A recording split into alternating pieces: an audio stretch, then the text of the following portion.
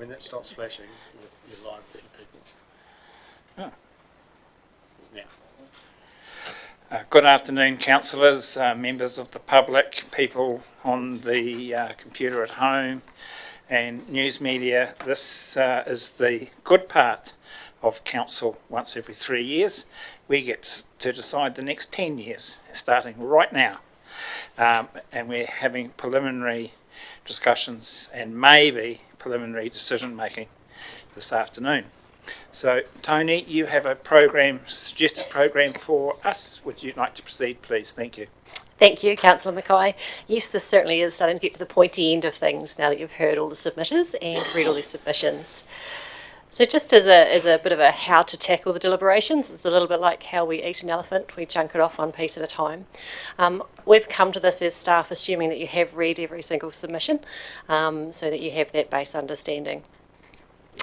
What we need to do now is we need to give consideration to all submissions that we've received, including those where presenters came and were heard and those who just wrote in their submission. And we've done this through this summary document, which you have in front of you, hopefully. This is what we're going to be working from this point forward. And there are also the staff comments where appropriate, needed or appropriate, just to better give you some more context to the issues that have been raised.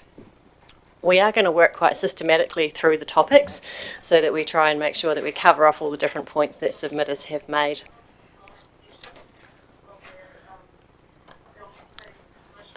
Order, please.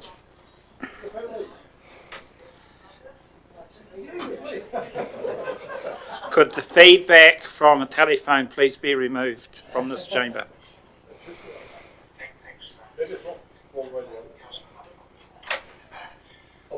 Councillor Brown, come on, please. Can you remove this instrument from the... You're welcome back though, Councillor. Tony, I apologise for the interruption. No problem. Thank you, Councillor. So today we've picked out some key priority areas to focus on. These are because we need a pretty quick direction from Council to be able to get reports back to you. And so we're focusing on initially the animal control fees and charges, elderly persons housing, and the METHFIN, and to try and get a steer on the direction you'd like to take with the proposed rate increase up there. Following afternoon tea, we'd like to move into that community services space. So as Councillor Mackay alluded to, this is where you give us direction. Obviously you can't make a decision sitting in a workshop like this, but you give us staff the direction that we then go and feed into the final LTP, which you'll be adopting at the end of June. So with that, I'll hand over to the regulatory team for the animal control fees and charges, and Jane just might give a bit of background as to why this has become first on the agenda. Thank you, Tony. Yes, councillors will probably recall from last year that the animal control fees have to be adopted ahead of the long-term plan. That is because you're not due to adopt the long-term plan till the end of June. The new dog registration fees apply from the 1st of July, and we're required by law to give a month's notice of the fee increases prior to the 1st of July. So the animal control fees will come to the next council meeting for adoption. So that's why Tony's scheduled this early in the submission process.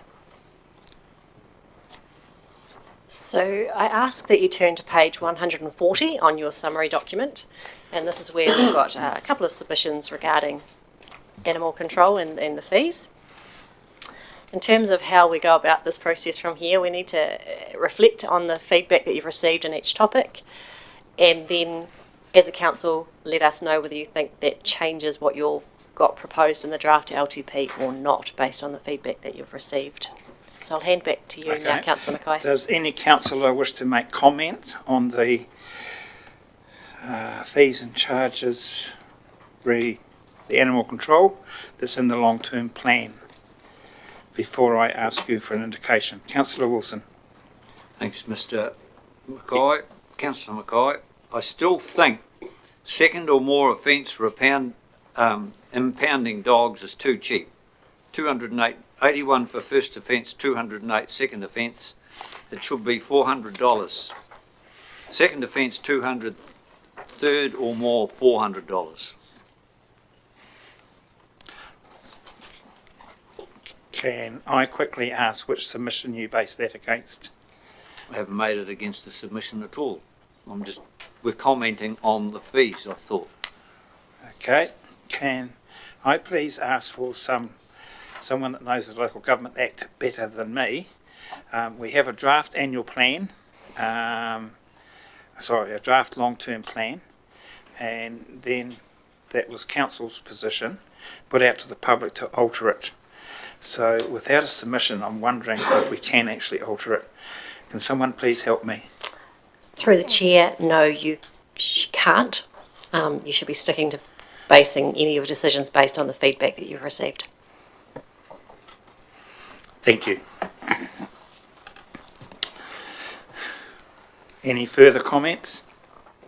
I was just going to mention, Councillor Mackay, I think there is actually only one submission regarding the fees, and that was just an inquiry as to what was causing the increase in the fee, and the explanation there is about the dog reserve account still owing money from the construction of the pound. That is the only submission actually relating to the fees. So, Councillor Cameron. Hang on. Oh, sorry, Councillor McMillan.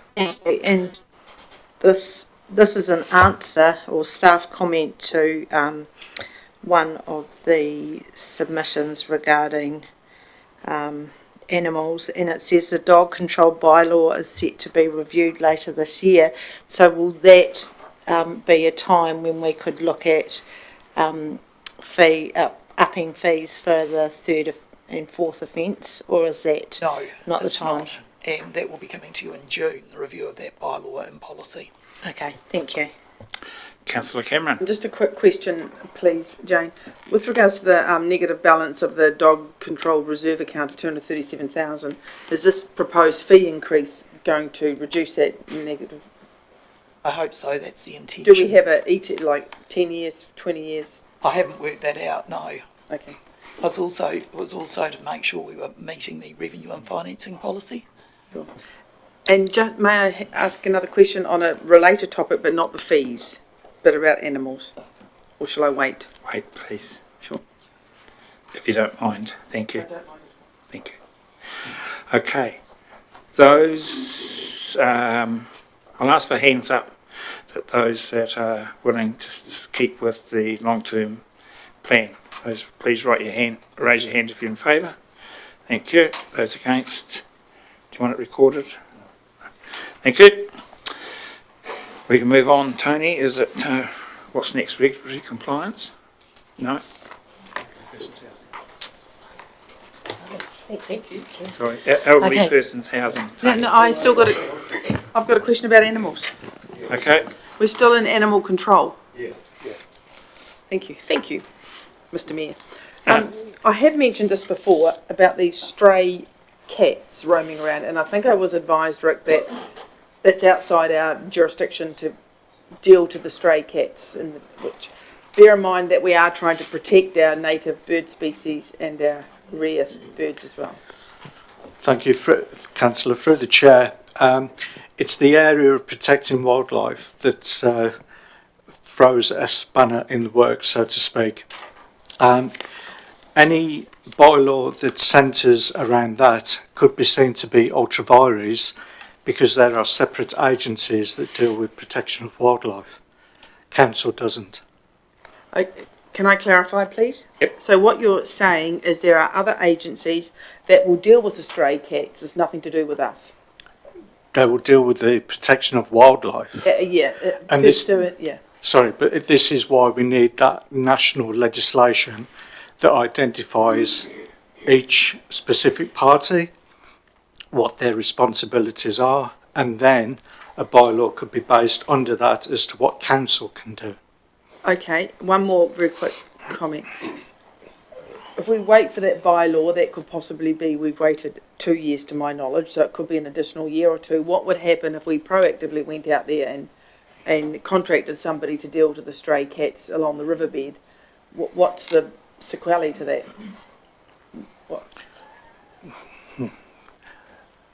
that would need further discussion, I would Thank feel.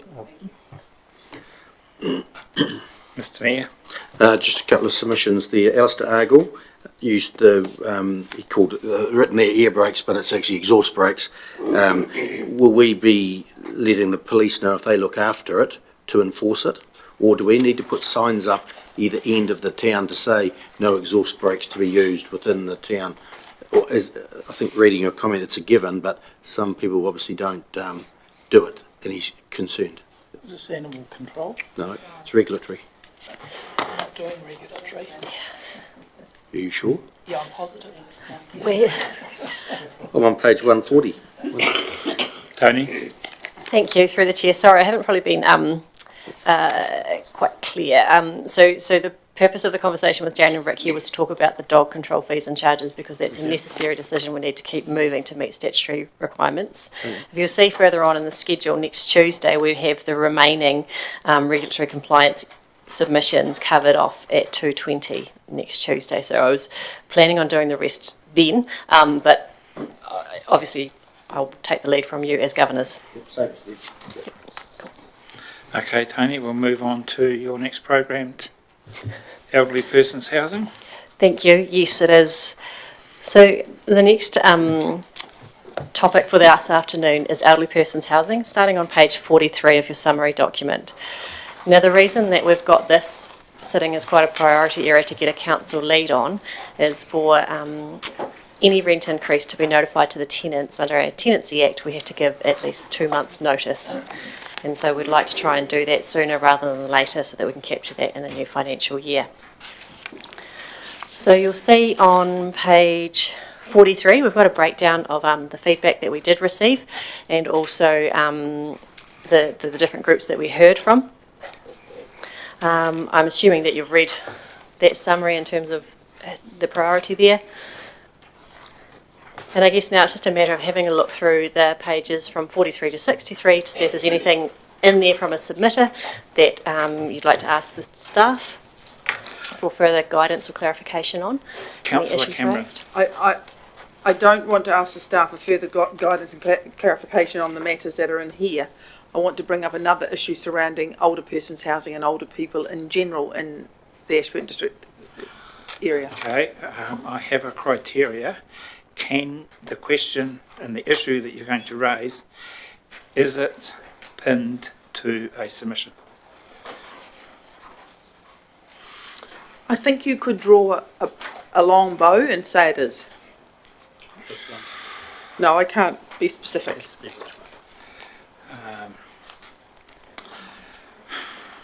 Do you want me to bring it up later? Should I bring it up next week? The problem is... You know what it is, Mr Chair. No, I don't think I do. But councillors, the Local Government Act was set up to be fair and equitable to all submitters and to all councils, and to place them in a position where they could make decisions on the future of a district. And a long bow is... I didn't see a submission on a long bow, so I'm really pushing it. But I dare say, Councillor Cameron, that somewhere along the line you'll find a way to get your question in. I found a page number, a Yes. summary by Thomas Curry, page number 144, the right thing to do by our elderly community with regards to elderly persons housing. Okay, away you go then.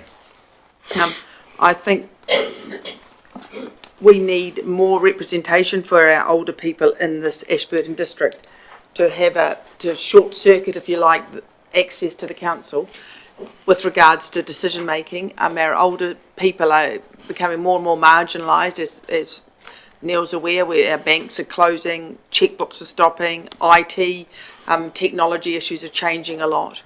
Access is becoming an issue, transportation, all those things in the district, as in common with other parts of New Zealand.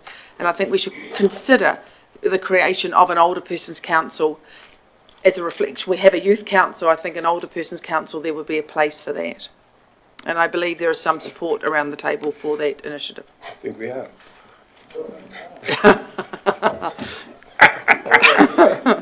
That's fine, I'm quite happy to be here as an old fella. Councillor Brown, could you make that comment, please, through the mic? Oh, we'll have to go off. I'm quite happy here as a pensioner for second. Oh, sorry. Councillor McMillan? No. Councillor Rawlinson. Councillor Rawlinson. Thank you. My question is, could it be explained to the public watching the communications that your staff have already had with the pensioners? And the reason I ask is, by the submissions, obviously a lot of people think we've just taken a hard-nosed approach and we're putting the rents up, but don't realise, and it became evident with one gentleman in here submitting last night, when he learnt the process that the staff have taken to get to this point with our elderly pensioners in our housing, that we have been proactive in the notification. So my question again is, could that just be explained for anybody watching so that they do understand the process to date? Thank you. Please. Thank you, through the chair. So, where do I start? Sort of December, January, when it became apparent that a rent increase was likely to be proposed through the long-term plan, we put steps in place to meet with our tenants in our elderly people units about 3 weeks before we notified the consultation document for the long-term plan. So we had a community hall meeting and explained the position that council had found itself in and explained the rationale behind the solution that we were calling the preferred option to the tenants that were able to attend. So it was attended by about half of our tenants, more than half, and it was a really good opportunity to have that face-to-face conversation, and we were very mindful that it's a very sensitive topic for our tenants as those who are directly involved. Thank you. Councillor McMillan. Thank you. This was a comment made by one of the submitters last night, Colin Wolseley, and I just wondered if it was possible or not, and I can't find the written, but it's in my notes here, is that new tenants only paid the increased rate and the current tenants stayed at the normal rate until the next financial year. Is that possible, or is that just too hard to deal with? It's a little bit like the situation we've got now, where tenants are on differing rates, where some have been started off on a rate whenever they moved in and then had the CPI applied, and then some move in this current year and then they have the CPI applied. So we have this disparity going on between the tenants of the different housing. Anything's possible. Our current policy doesn't propose that. Councillor Falloon. Councillor Falloon. Thank you, Mr. Chair. Because we have gone through the discussion process with our tenants, and the majority of them understand what we're doing and are not against it, I fully support, and the majority of submitters on that we should do this over the 2-year thing. As far as trying to distinguish between new tenants and old tenants, I find that extremely unfair, that all tenants should be treated the same from day one. All tenants are entitled to whatever they can get from MSD, and they're all entitled to that on the same footing. Okay, Councillor Brown. Thank you, Mr. Chair. I was chairing that meeting, so I was talking to, and we were all talking to a lot of people there, and most people there understood what we were going to do in 2 years, within 2 years, and they were all more than happy to do that. They understood the reasons why. Okay, Councillor Cameron. When you read in the summary document, you read the reasons for people to say pay it back after 2 years is it's not the council's job, reiterated time and time, it's not the council's job to look after people's housing, and it's not fair for others if you're paying lower rents and all those sorts of things. When you read the reasons for self-sustaining in 7 years, they tend to show a little bit more insight and understanding, and that perhaps the elderly are hit hard and they don't necessarily have an avenue to increase their income to deal with the rent. Life is not easy when you're older. part of our job is to support our older people in their homes. So I think there's a different perspective entirely from the people that want self-sustaining in 2 years to those that want self-sustaining in 7 years or carry on as normal. And I also think we need to remember that you look at the carry on as is or self-sustaining in 7 years, it's 38 plus 40 is 78 versus 112. So it's not totally cut and dry which way the community would like us to go on this particular issue. Okay. Further councillor comment? So, right, you're in Councillor Brown? Oh, Councillor.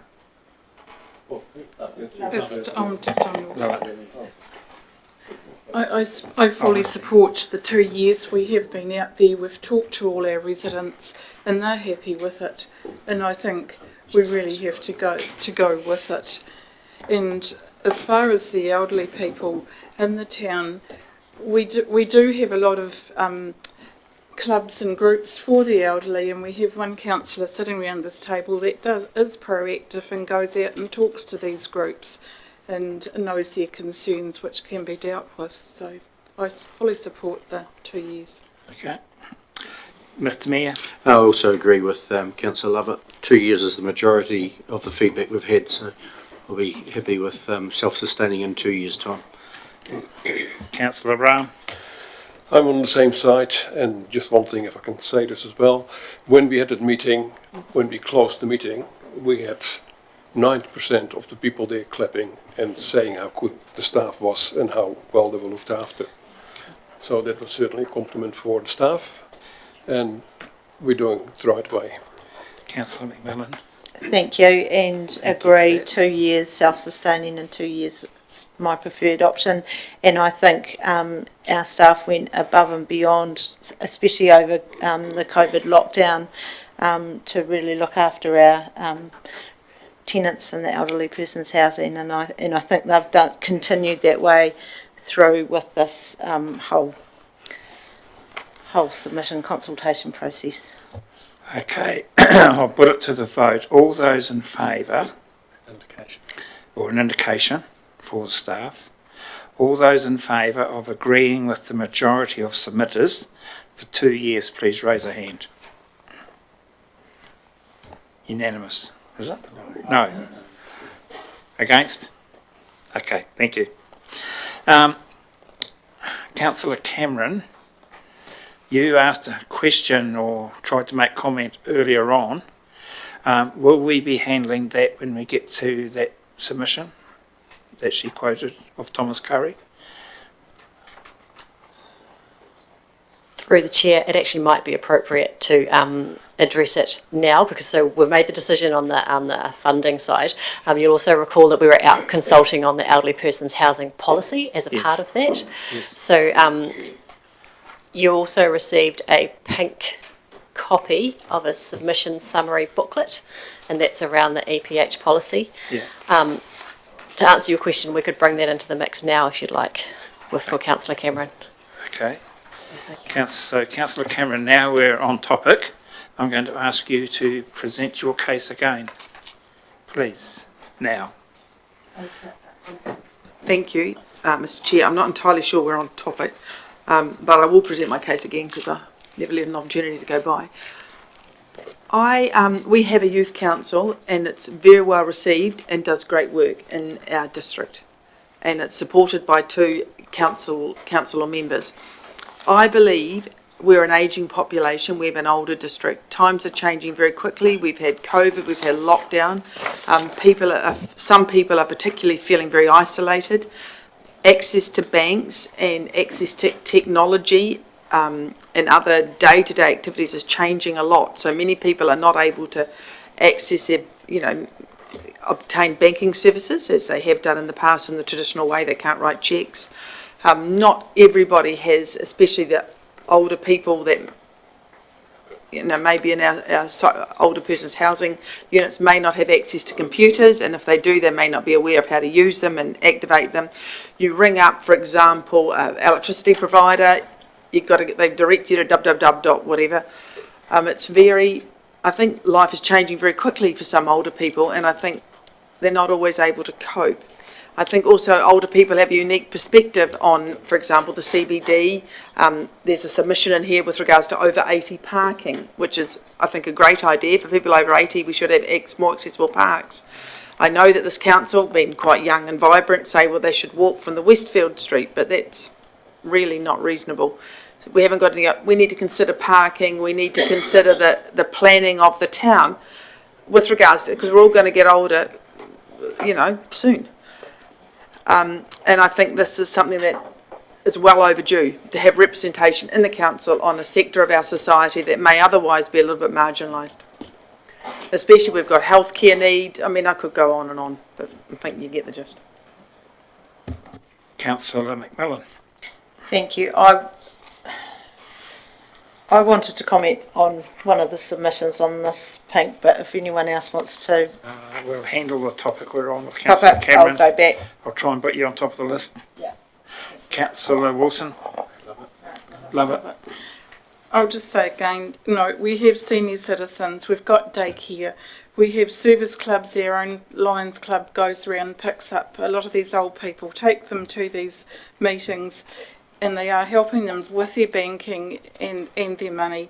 And our library's doing the same thing, and our councillors attend some of these meetings, so they are hearing concerns from our elderly and can bring them back to us. And the sheer cost of another organisation, you know, like the Youth Council does cost a bit to run. Can we keep putting on all these meetings and organisations? You know, we just can't keep stacking stuff in here. And we do have community house and what goes on, an age concern and all that, to address a lot of these concerns. So, yeah, that's me. Councillor Wilson. Thanks, Mr. Chair. Yes, I support Councillor Cameron. I think what would be interesting for some of our staff perhaps to have a look. There are other councils have elderly persons, not necessarily committees, they have a policy. I know Tasman District Council do have elderly persons policy. I'm not actually up to date exactly what it contains, but I have seen they've got handouts that cover it, and I would be interested for us just to investigate before we don't need to do a big thing at the moment, but just see what other councils do, what it covers. And I'm keen on this over 80s free parking. Councillor Falloon. Thank you, Mr. Chair. I'm totally opposed to this idea. For a start, it's not in the LTP, so we should not even be discussing it. It would just be another layer of bureaucracy to set up another committee that has to be serviced by someone with what is it going to achieve. We've set up this CAB, the Citizens Advice Bureau, to deal to a lot of situations that Councillor Cameron has alluded to. To me, the whole idea is absolutely foolish. Councillor Latham. Thank you, Mr. Chairman. I just want to agree with Councillor Falloon. I endorse everything he said. Okay, councillors. Councillor Cameron. Thank you, John, for the foolish reference. Haven't had that yet across the table, but thank you. I take your point, Lynette, that we have other services that offer that. For example, the Lions, they carry people about. I'm not referring to practical, I'm referring to strategy and policy coming into the council with regards to how we deal with a section of our community. I'm not referring to the people that do good works, because that is in all sectors of our society. I'm referring to a group of people that I probably know more intimately than many of you that do feel a little bit isolated and that needs are not being totally met. I'm not going to push it, but I think we need to discuss it in more detail later on, because I think it's a very real gap, and I think that the remarks have been ignorant of the reality of the situation. Councillor Rawlinson. Thank you, and I kind of sit in the middle on this. I have an open mind, but I do probably because of the colour of my hair, I get out to speak to a lot of elderly groups, and I would support Councillor Wilson's idea that we take a look at what other councils do around the elderly. And yes, we have a lot of service industries in our community that do assist them, but I think maybe a link, or the feel that they have a link to council, could be beneficial. So I support Councillor Wilson's idea of going ahead. Okay, Councillor McMillan. So do I. Okay, so how do you wish to do this? Do you want to make an indication to staff right now that we have such a council, or do you wish staff to investigate whether it be done through a put on the work program? Councillor Wilson. Can I Councillor still McMillan. speak? I think Councillor Wilson's idea of either a strategy or a policy is something that we should look at first before we look at a elderly council. I'm going to allow the Chief Executive to break in here with something from Tasman. Could I suggest that we have a look at the Tasman policy? I've just found it online while you were talking. It's called an age-friendly policy as opposed to an elderly policy. If you let us have a look at that and draw any parallels for the Ashburton community and bring a report to a future council meeting, it will need to be some months away, given the workload associated with the LTP, but we can certainly pick it up and bring it to a future council meeting for examination. So, Councillor Cameron, I'm hoping that you're going to suggest that we do that. I am indeed. I'd be very grateful for that, and I think so would a lot of members of our community. So, to put it on the council work program for a report from staff? Yep. Everyone agree? Yep. Hands up. Thank you. Can I speak? Tony. Can I speak? Oh, Councillor McMillan. Thank you, sorry. On the pink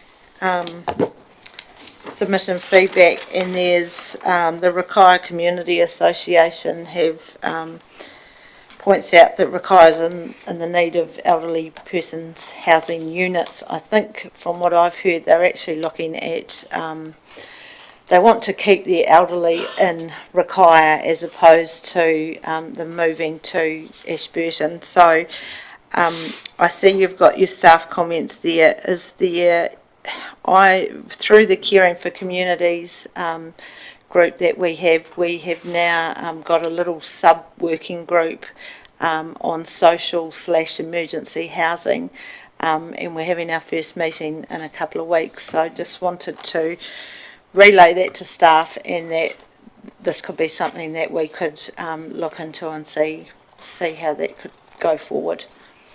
And if that comment could go back to the Rakaia Community Association, if that's okay. Thank you.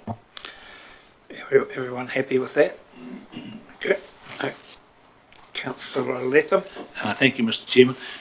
Could someone just refresh my memory?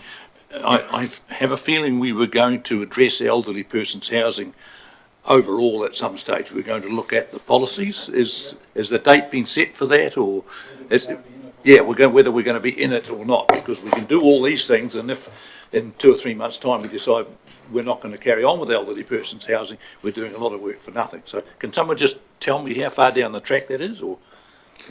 Tony. Thank you, through the chair.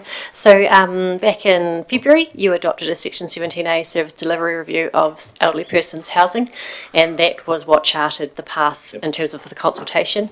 Within that, we committed as a council to reviewing the service and how we were tracking within 2 years. Okay, thank you. Okay. Thank you. I think we've finished that topic. Is everybody comfortable with the pink document and the staff comments that are there? So in terms of the actual elderly person's housing, is there anything that you've read there that makes you, the elderly person's housing policy, is there anything that you've read there that makes you want to change anything within it?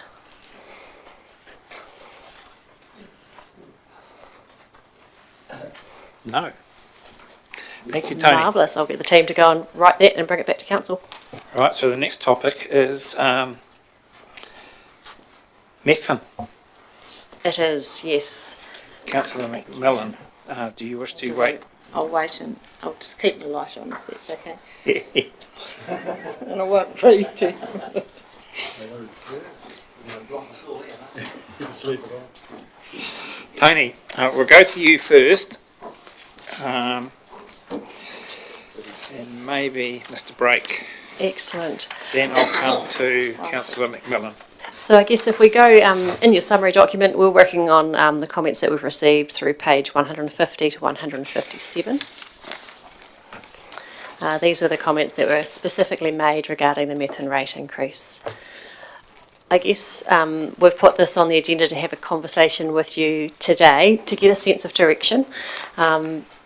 So as staff, we can shoot away and do any work you need us to do before you make a final direction and to make a decision next week at the deliberations. So the memo that we gave to you last night covered off areas and talked about where things were landing, and this is basically the summary of that. I guess it's around if there's consensus to reduce the methane rate increase, and if yes, how we could go about doing that. But perhaps if we look at the submissions first and then move into answering these questions. Okay, Councillor Macmillan. It's now my time to... Oh, okay. Thank you. So as you know, there was a big backlash from Methven residents when they heard that their rate rise was going to be 14% when the average rate rise was apparently 6%. There's been a lot of meetings, there's been a lot of talk around town, there was a lot of submissions yesterday. Unfortunately, the two people to submit today weren't able to come.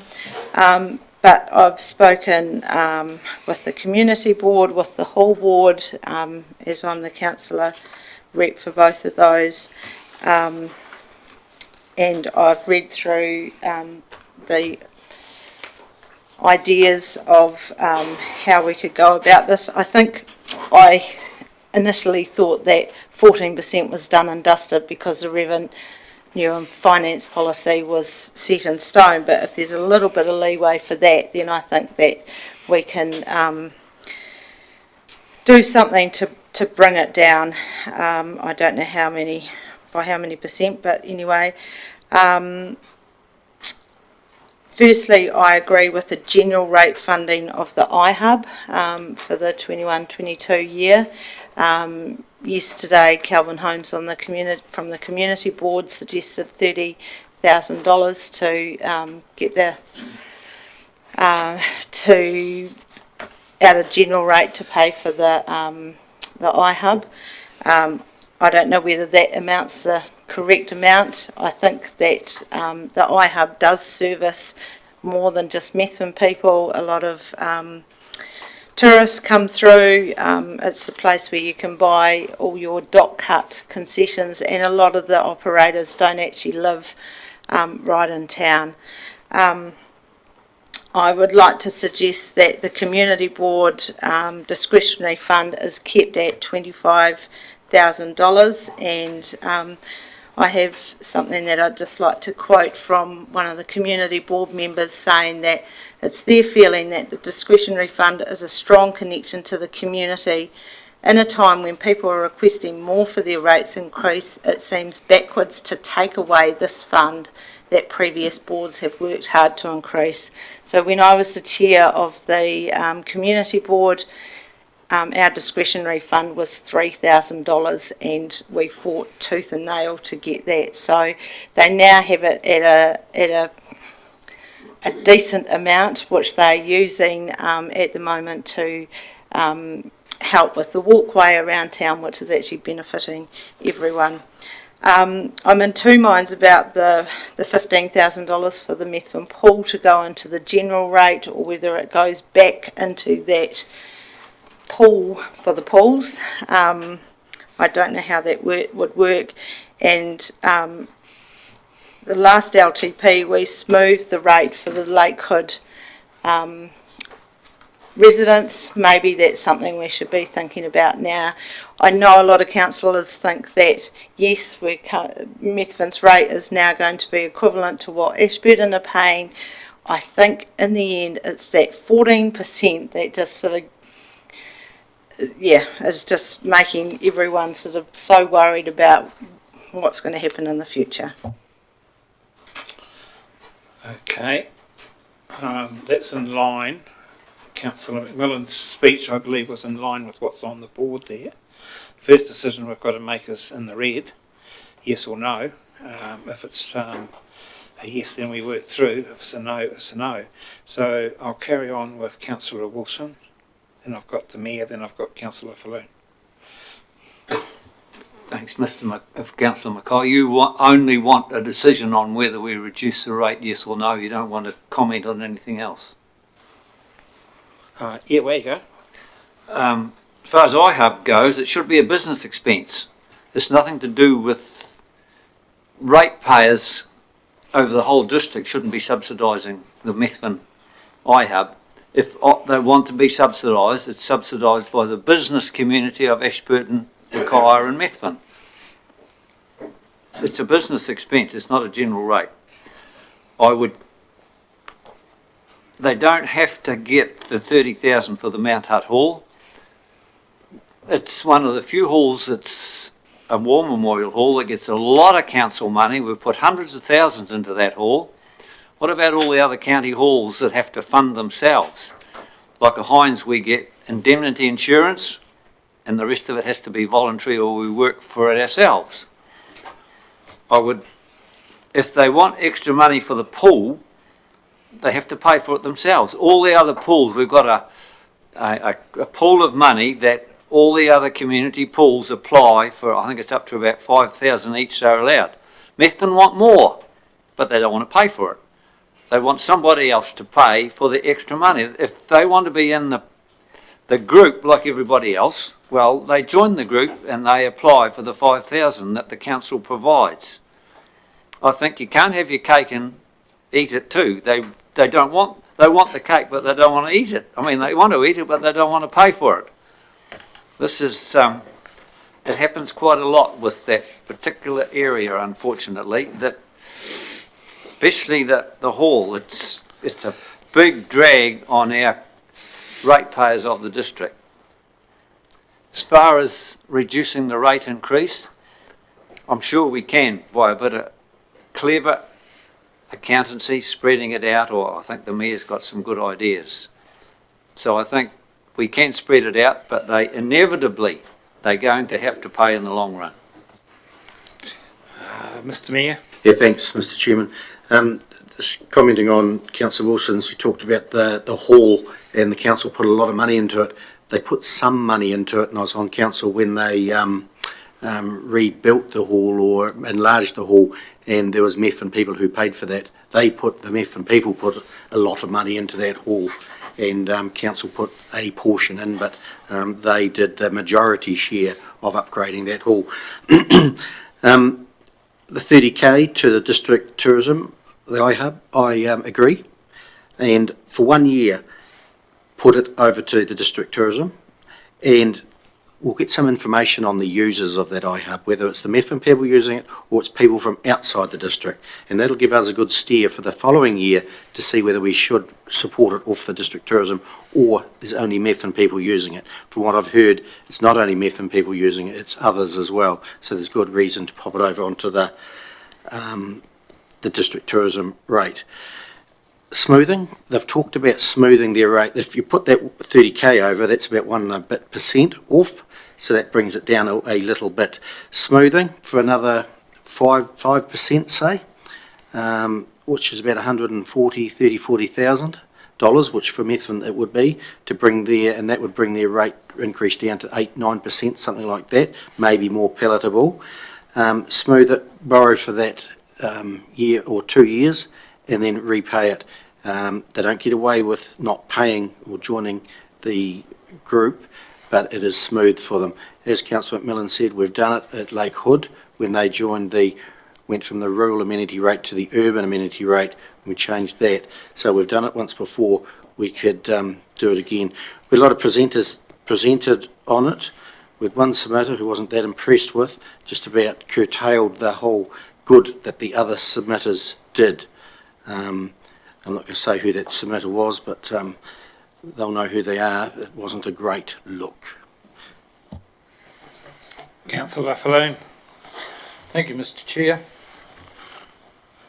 Certainly, I mean, the feeling in Methven is very strong and one can understand it, but also they are paying to join a club that the rest of us have paid for, and at the end of the day they're going to really be paying no more rates than what the rest of us are. As far as the increase is concerned, I certainly agree that $30,000 should be transferred to the general rate to cover the iHub expenses. To me, it is not the citizens of Methven who are getting the benefit out of that, but basically the whole of the top of the county who are getting the benefit from that money spent there. And I certainly agree with the Mayor that if we can manage the rate increase over 2 years, giving the Methven people 2 years to understand that their rates are going to go up by 14.8%, plus whatever next year's increase is, may make it more palatable, but at the end of the day, they've still got to pay for it. Okay, Councillor Cameron. I'm not going to disagree with anything that the Mayor and John have said. I certainly think that we have had a lot of submitters, and our role is to listen to the submitters and to reflect back and help them if we can. So I think the smoothing initiative is a wonderful example. I do have one question though, is how much do we pay now, contribute to the Mount Hutt Memorial Hall at the moment? Do we know? I wonder if there's a general awareness of that. 73. Sorry, I can't click on the thing. This paper says $73,000. Yeah. That's 73 plus GST, but the question was how much do we pay in the current year? Was that the question? Yes, yeah. Which I don't think is anything. I'll need to check. I'll check. I'm pretty sure it's very little. Because of the 20,000, sorry. 20,000. 20,000. Thank you. So it's a leap. Yeah, closer to 30 with GST. Yeah. So it's 30 to about 85 with GST. Okay, you happy with the answer? Okay. Councillor McMillan. Thank you. Just another question is the overheads for the Methven Community Board have risen quite dramatically for the LTP next year. Is there any way that that could be re-looked at and something done with? They've gone up a huge amount, I think. If you've got the figures in front of you, you'll know, but there were a lot of questions from the community board on why the overheads are a lot higher. There was a methodology that was worked through for that, and I suppose we could have a look at it again and see whether we've got it right, but if we remove it from there, it's going somewhere else. And I would suggest the easiest place, if you're going to shift it, would be to take it out of here and put it straight to democracy as part of that. But yeah, we could look at it again, but there was a lot of work done on the overhead methodology and allocation, and it ended up being an increase in this area. Chief Executive. Thank you, Mr. Chair. I do recall the debate through the budget preparation. There was a lot of discussion about the overheads, and we had an exhaustive process of re-examining our logic, which councillors accepted. And then as we went through the budget, the impacts of that logic were felt in just about every activity. And councillors often referred to the manner in which the overhead reallocation had impacted across every activity budget. So to be fair to all the other targeted rates and all the other fees and charges and all the other policy decisions that were made on the basis of that process, the overhead allocation is a very difficult area to fairly re-examine because you, in my view, couldn't do it in isolation from the rest of the budget. And I think there might be better areas to give effect to the concerns around Methven. My second point, Mr. Chair, if you'd be so kind, was to I don't know if Mr. Brake has done this work, but perhaps he could just reflect on the implications of smoothing the increase over a couple of years, because it seems to me that that will give some relief for the first year of the LTP, but it will transfer much of the angst to year 2 of the LTP, which is already, of course, programmed to have its own increase, and the smoothing over 2 years may not be as useful a solution as the councillors think, and may in fact lead the community to believe they were getting some relief, only to be somewhat surprised in year 2 of the LTP to see it all came rushing back in. So the smoothing may need to be over a period longer than 2 years, or you may need to make some more fundamental decisions about how costs are shared and charged in order to give genuine relief to the Methven community. Councillor Latham, would you mind if I go to Mr. Brake first to see Yes, certainly. if he has some numbers on that note, Liv? Yeah, through you, Councillor Mackay. Actually, there were some submissions that talked about the first 3 years of total rates in Methven, not just year 1. But year 1 for residential was 14.8, and then it went to 6.8 and 4.4. So the increase in year 2 wasn't as near year 1, and that's where you get that total overall increase of 26%, which compared to an Ashburton increase, I think, which was 18.5%. So if you're starting to take 3 years of chunks, those figures look quite big, but Ashburton's was going up as well. I looked at how much you'd to go back slightly. If Methven wasn't in the group, then they were going to get a 4.8% increase in wastewater anyway if they weren't within the group. So what I did is I thought, well, they're going from 4.8 to 8.2 as part of the group. So what would it look like if you did a 50% increase this year in the year 1 and 50% in year 2? And that works out at about 1.7, which doesn't save the figure that you're talking about and getting it down from 14.8 to 9 or under 10. So if you added that 1.7 by smoothing that, and you're basically 1.2 that you saved with the 30, you've saved 2.9, which still doesn't get you. The other option is to not pass any of the increase in year 1 and put it all into year 2, which would then save the difference between 8.2 and 4.8, which would be 3.4. And 3.4 plus your 1.2 gets you 5. Which is getting awfully close to where you want it to be, if that's how you want to do it. But just for the first year? Just for year 1, and then year 2 would pick up. It would depend on whether the $30,000 that you talked about that went to tourism stayed in tourism for year 2, on the assumption that happened, but you wanted to have them paying the full cost for the wastewater group in year 2, then those rates would go up by 3.4 in year 2, or everything else being equal, which would then take them from the 6.8 plus 3.4, which would take them to 10.2. So that's the effect of that. Perhaps between now and when we meet again tomorrow, some of those numbers could be just jotted down on a bit of paper to so we could visualise it to see where it looks at, because I think we've got to get around that 8 or 9, and I like this chief executive's suggestion on smoothing those overheads over a couple of years as well, so they ease into it. But what I'm thinking about, even Methven has a double layer of democracy up there with their community board, and that's what they've always wanted, and that's what they got, and they're paying for it, and they pay for it themselves. Some of the submissions, or possibly not in submissions, but talking to some people up there, they're wondering if they do need a community board anymore. And we have a representation review coming up. We do it every 6 years, I think it is, and it's another 3 years away. So by the time we come around and do that representation review, we'll have another election and another community board in, so they'll be there for some time. Is there a possibility we could look at doing a review of the community board representation review earlier than when we were going to do the whole review? You may not have the answer today, but... Thank you, through the chair.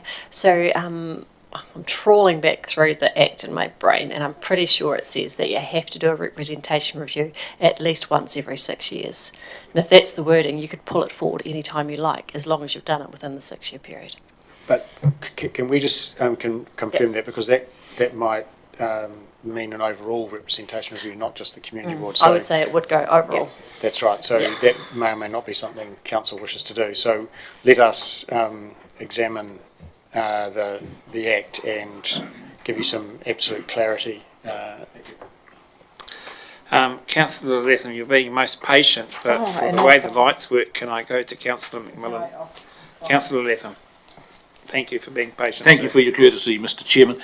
I agree in general principles with Councillor Falloon and Mayor Brown, and I take on board the comments from our Chief Executive. But I'm not sure how you do this, but how difficult is it to expand the area for a targeted rate for methadone? I have a picture in my mind where it could be expanded, and that would be a methadone area that used the methadone facilities, such as the hall and the pools and the schools and all those things. Is that a feasible thing? Does it take too long, or I can put the boundaries in for you if you like? Yes. We can provide some clarity on that. I've never known moving a boundary to be simple or straightforward, and I've always known the boundary to be very close to being either in or out. Yeah. And where you move it to, we'll have a brand new group of people very interested in the line that you draw. So I think it's a matter that, unless Tony's got some utter clarity, we could also come back to you on as to the process that might be involved, but it won't be as straightforward as drawing a line on a map and saying, there, that looks perfect. That won't be the process. Thank you, through the chair. So just as a wee reminder, so we set our rating boundaries for the targeted areas through the revenue and financing policy, which we did last year. I can remember about a year ago we had this conversation about where the line would be, and if we were to move it outside of the Methven town boundary, where is the line? And it's a really difficult space to land on. If we were considering going down that line, I would tell you straight away we'll be looking at consultation. Yes. Okay, Councillor Wilson. Thanks, Councillor Mackay. I'm afraid my opinion is hardened. We've given them 30,000 or taken 30,000 off with iHub. I would cut out the hall, 30,000. I'd cut out the extra pool money, and where it fell, if at 12%, it would be 12%. For goodness sake, talking about administration costs, we've been through all that, and it was explained I objected to some of the way that they fell, but our management said they revised it, and that's the way it is. It's not up for us to push overheads around. That's for management to decide. And I think Methven have got their community board. Rakaia have got a citizens association. Mount Somers a citizens association. It's all done voluntary. All the other rural halls are done voluntary. If Methven want these facilities, they have to pay. So they've got the 30 off, I'd take the hall off, the pool out, where the figure fell at 12, that's where I would stick it to. Because if we postpone it till next year, you know exactly what will happen. They'll be yelling and screaming that they're above Ashburton. So it's just postponing the inevitable day. So that's the way I'd like to see it fall. Councillor McMillan, and then I'll have a crack. I think we're only above an Ashburton in altitude, but anyway, I just wanted to mention about the iHub. So obviously the whole committee take care of the iHub, and when it was discussed, we said that yes, it would run to the end of this year, not the financial year, to the end of December. I'm thinking that if you can put that $30,000 or however much we decide into the tourism or the district promotion rate, that would be really beneficial, because it would cover the staff wages that would be used for the iHub to be open, public holidays, etc. One of the comments we get back is that because it is now, the staff are now council employees, they close the iHub on the days that council close the library or whatever.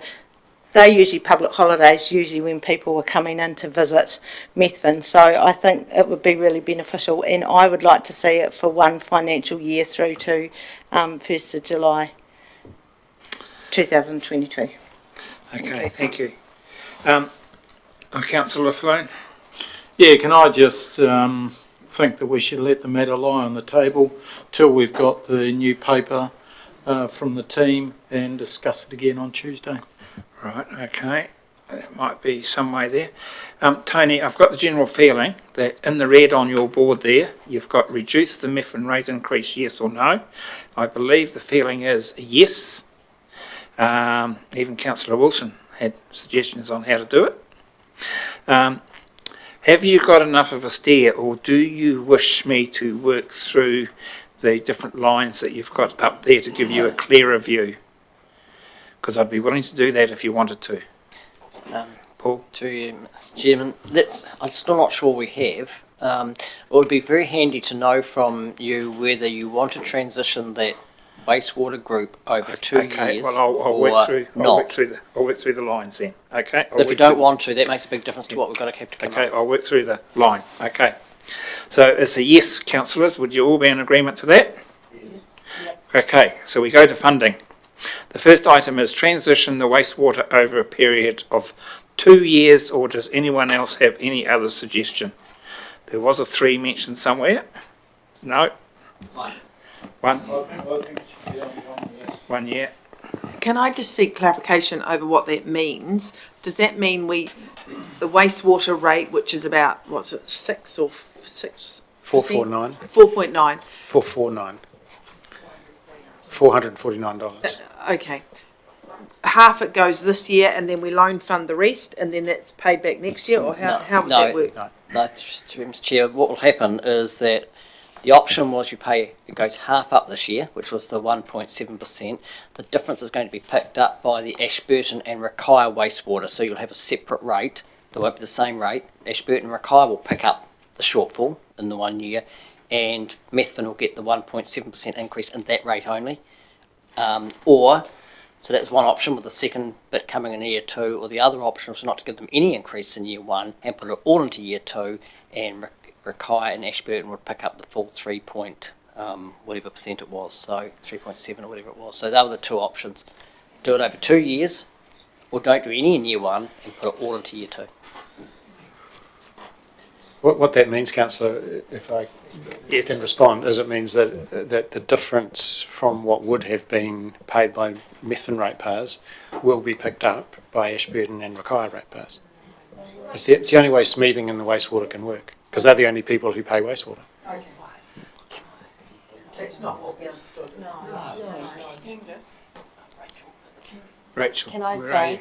just so you could possibly also go back and check with Andy, there might be something that you can do to lower the level of service in Methven as well, so that the rates that are being paid wouldn't, at Ashburton and Rakaia also wouldn't be increasing, but I don't know how easy that is, and I don't. Okay, Andrew, you were sent a challenge there.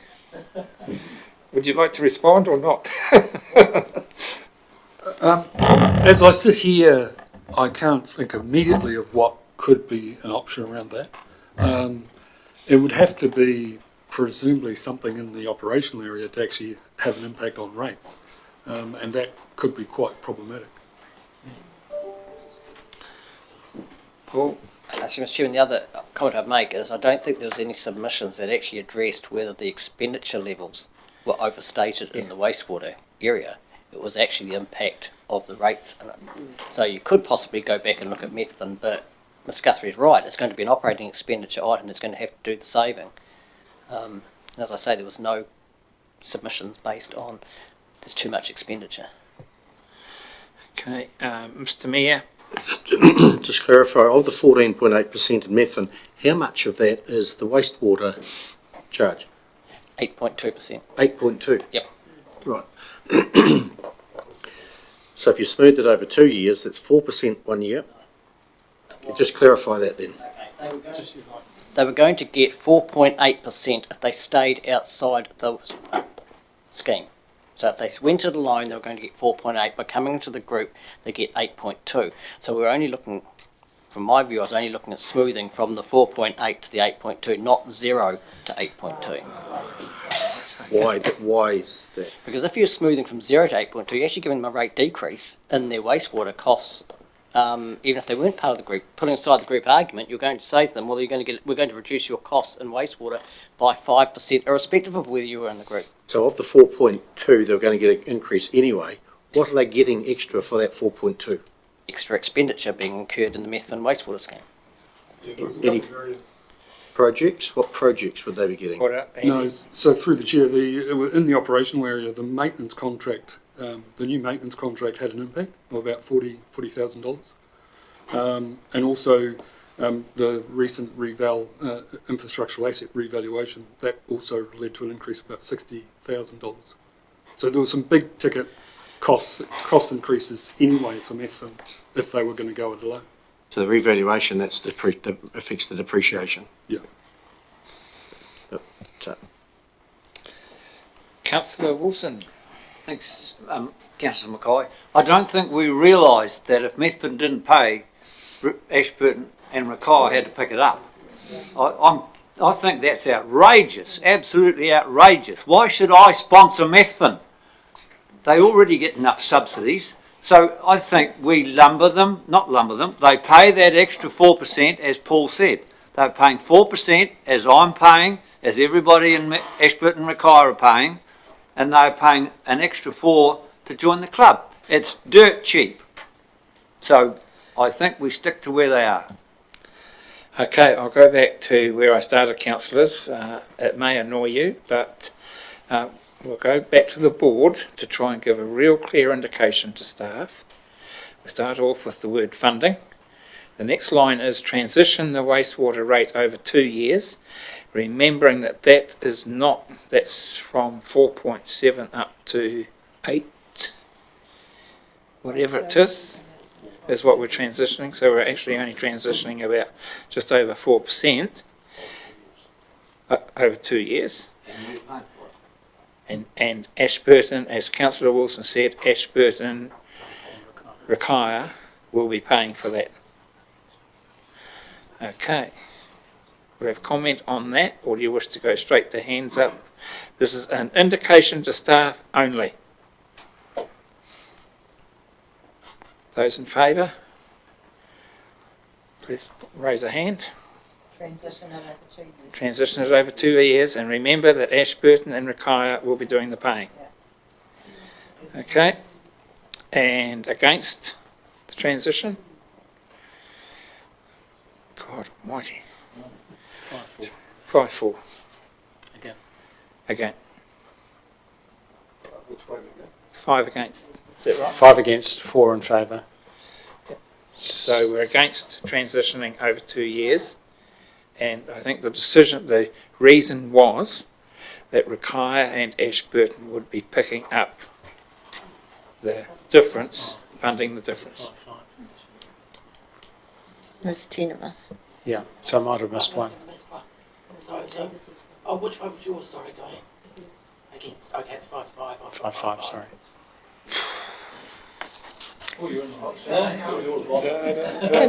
Can I ask a question? Well, actually, if it comes to that, I'm going to vote the same way as what I did in the bridge issue many years ago, because I actually gave council an undertaking that I'd always... This is only an indication. It is not an official meeting. Therefore, Okay. Okay. It's not here. It shouldn't be a casting vote. This is purely an indication. Okay, well, Can I ask a question? if that's the case, I always said I'd go with the status quo. So the status quo is the long-term plan. So I would suggest that we haven't got a mandate to transition wastewater, and that it would stay as it is in the draft long-term plan. And council will, of course, have opportunity to reflect on that. And when you get to adopt the long-term plan, when you are officially voting on the long-term plan, that may well be tested. But at the moment, we don't have a mandate to alter what's in the plan. So from the chair, I'm actually going to ask, I think it was Mr Mayor, asked Paul or Tony if they could bring back a slightly different set of figures that actually explained the carryover, the transitioning. We all thought it was the whole 8% until you explained that it's actually only the last 4%. If you can itemise that out for us on a piece of paper or something and send it to us, ready for the final vote, because I think that may help sway it one way or another, but I can't guarantee it. That'd be all right. Mr. Councillor McMillan. Thank you. Can I just ask a question? And this was brought up by James McKenzie in his submission. Loan funding or borrowing against that 4 point, is that possible? Chief Executive? It is, as I understand it, legal to loan fund for operational expenditure if you believe it to be prudent to do so. So technically you could, not common, to loan fund operational expenditure. But if you had strong reasons to do so, such as the affordability impacts, then you could choose to. And the affordability issues are outlined on the last point, on the last page, under the heading, therefore council can. On that piece of paper we were given. Councillor, Mr. Mayor. Yeah, that we had disagreement there. We couldn't make a majority decision on that because it was linked with Rakaia and Ashburton. We're picking up the shortfall. But as Councillor McMillan said, if it's loan funded and smoothed, may gain traction, and then Methven pays for it, but over a longer period of time. I think that is probably a better option. Councillor Cameron. I agree, that is, and that's why I suggested it earlier at the beginning of the conversation, but it was discounted. It was said that we weren't able to loan fund that. Are you saying we're going to have some clear direction on that? You can loan fund operating expenditure. We have to show that you're being prudent in doing so, is number one. The issue here too is it's slightly more complicated because you're looking like you want, the option that you're suggesting is to loan fund some operating expenditure purely in the Methven area, and I have to think about how that gets spread, because normally when you spread these things you add all the expenditure together and divide it by the number of ratepayers. Here you're taking it, trying to borrow from, you're still having a different rate. I can see where this is going, but you can only achieve it off the top of my head by having a separate rate, even if they are actually the same. You're going to have a Methven rate compared with a Rakaia, because you're not going to be able to achieve what you want to achieve, I don't think, unless you do that. Because they've got to repay the loan. Well, someone's got to repay it. Normally that loan, if you picked it up, the benefit of that loan would be spread across all the ratepayers in that group, where you don't want that. You want the benefit. This option is suggesting that you pick up the loan only for the benefit of the Methven part. So I'd have to think carefully about how you do that, and I would suspect off the top of my head you still need to have a Methven rate. Even if it was exactly the same, you'd have to be treating the Methven cost centre as a separate rate. The only other way you could achieve that is by looking at the depreciation and saying not funding that, but that's a difficult one too, because your cyclic renewal levels are actually in excess of your depreciation. So I think if I'm going to go down that option, I need to do a little bit more work and come back in that paper that we're going to come back with you, trying to explain the rationale for how you would achieve that by borrowing. Because I know what the outcome is that you're suggesting you want to get, and I just have to be crystal clear how we do that through borrowing for operating expenditure. So if you get over the question that yes, it's prudent, then we need to find a mechanism to do it. I think there's a real willingness around the table to be responsive to part of our community that don't want to pay a 14% increase. So I think we're all open to whatever suggestion there may be. Are we going to go through, Mr. Chair, the other options up there? We're planning to, yes. Councillor Brown. I'm still a bit confused here. We asked Lakewood to do the same thing a couple of years ago in 2 years. Now we're going to change for something else for the same reason. We're looking at percentage all the time. All we're trying to do is getting the equal amount to be paid by every ratepayer in this district. If we can do it over 2 years, we do it the same what we did at Lakewood. If we're going to change, why? Okay, well, I think councillors have gone about as far as we can until we get some further information. Would you be in agreement to that, on that topic? Okay. Well, now we come to the Mount Hart Hall Memorial Hall shortfall, don't fully fund, in brackets. What? Tony? So, Mr. Chairman, what it was suggesting here is that we had funded $20,000. I'll talk GST exclusively because it's easier. So we were funding $20,000 this year, and then next year, the first year the LTP, we were going to fund 73, which is a difference of $53,000. And what we were suggesting here is let the hall stay in deficit, run into deficit for another year. Effectively, it's a loan, but there's no interest attached to it. You're just letting them run into deficit. So instead of fronting up with 73, you may have shifted 30, which means there's now 43. You not fully fund that 43. You let them carry on into deficit more for a year, and either not fund the 43 or save another 20 and let them run into deficit by 20 and only fund 23. You've got options around that. And running accounts into deficit has been done here. Open Spaces have had some of their accounts in deficit. And really all it is when a separate reserve goes into deficit is that it's got a loan, but it hasn't been officially, I suppose, a loan raised, and they're not getting interest on it. And if it was going to continue forever, what you'd actually do is get council to approve a loan and charge them interest and clear the deficit by having a loan. But running into deficit balance just means an unofficial loan with no interest rates on it till they repay it. Okay, Councillor McMillan. Thank you. And that, around the $40,000 deficit mark has been in the whole budget for years and years and years, and the whole committee has worked away to try and pull that up. And of course, COVID hit, we lost a couple of really key tenants, and that's made quite a big difference. So I think that would be a great way of just taking off the pressure for at least a year or so. And then I think that the next point of relocating the funding from the district promotion will also help with that deficit, because a lot of expenditure from our budget in the hall committee in the next year was actually on wages, and I think that 30,000 from the district promotion will help with the wages for the iHub staff. So yes, please. Okay. Councillor Falloon. Yeah, I certainly agree with the don't fully fund the shortfall on Memorial Hall, because it's so much easier to do, and so much easier to do than transition the wastewater rate over 2 years, and that's why I fully support this one. Okay, anyone against the feeling? I'll just clarify. I nearly called you Councillor Chief Executive. I don't fully understand letting something go into deficit and regarding that as somehow funding. Like, deficit funding as a concept is hard for me to understand. Is it fair to say that that is a loan, and if it's interest free,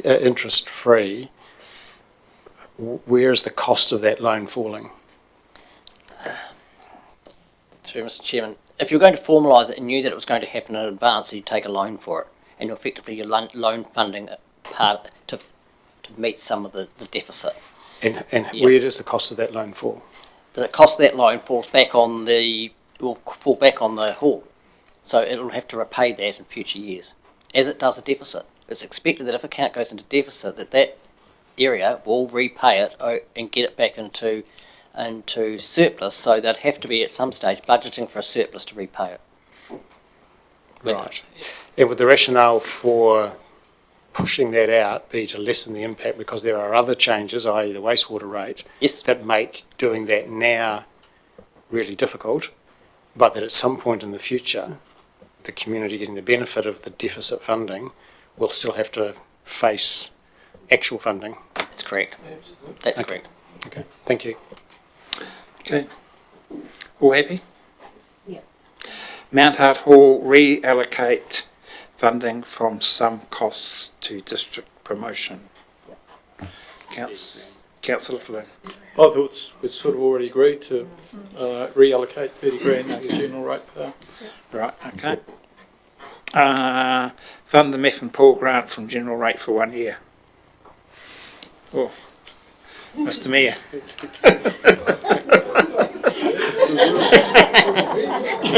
And my answer is, I think we put that on the sheet that Paul's or someone's doing up, and we save it as a reserve if we need it. Yeah. Yep. Okay, increased expenditure, reduce Meth and Community Board discretionary spend from current 25k. Councillor McMillan. Thank you, and I think I said before that's not the wish of the community board, so Okay. leave it as is, please. Are these councillors in agreement with that? Anyone against? Yes, Councillor Wilson. Well, if that's what the Councillor McMillan wants, she's got to remember that's got to be found somewhere else. I mean, they, to me, they want it both ways again, don't they? They want this discretionary, but no, we don't want to pay for it. Well, Councillor McMillan. Thank you, and I'm just passing on the views from the community board because I didn't want to comment on this until I heard what they said, and that was their view.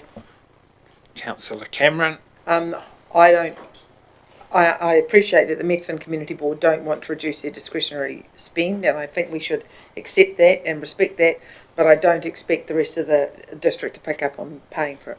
Yeah. Okay, Councillor Lovett. I know you're saying it's the views of the community board, but is it the views of the whole district as well? Are they reflecting what the district want up there? Councillor McMillan. If that's a question to me, I mean, I haven't read anything in the submissions that says likewise, but the community board use it for the benefit of the community, and it's a targeted rate within the community board, so it's 1%. Councillor Rawlinson. Thank you, and I questioned that in my mind too, because I remember when we discussed it at council, and I said at the time, well, if they want another $15,000 and they get it, they're going to have to pay for it. And to me now, is the community board prepared to stand up to their community who are squealing about the rates and say, well, yes, you've got it, but we are the reason you've got it because we wanted this extra money. It's, yeah, if you want it, you've got to pay for it. So is it in or out? Asked. Okay. Reduce LOS. Could I suggest you ask Tonsi? Well, show of hands on the leaving it at 25k's. All those in favour, please say aye. Or please put a hand up. 1, 2, 3, 4. Yep, gone. 6. Okay. Yes. It stays in. Reduce LOS. Levels of service costs and MEF and amenity rate 10% in 1 year. So did it go up 10% on last year? Is that what you're saying?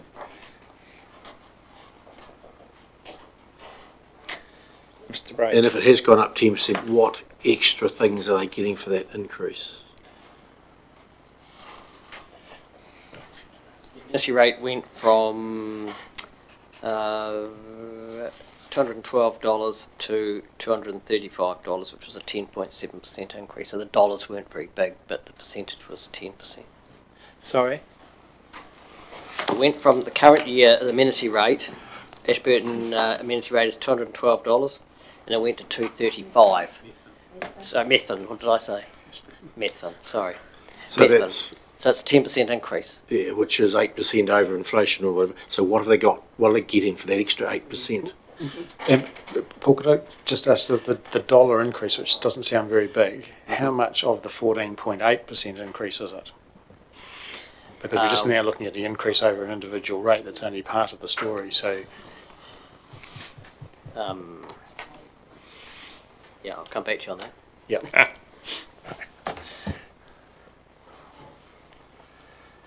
Councillor Wilson. Thanks, Councillor Mackay. If we're going to have lower the level of service, they're going to have to get a level of service reduced.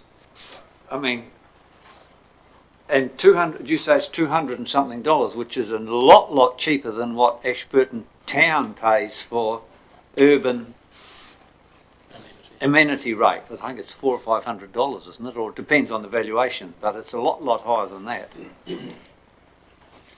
I'd rather adopt Rachel. So if we dropped the amenity rate back to what it was in the prior year, you'd save 1%. It would go to 13.8% rather than 14.86% increase. And the major change there is in the Methven stormwater area. So again, if that's operating expenditure, I don't know how you would decrease that. That would have to go back through. Andrew.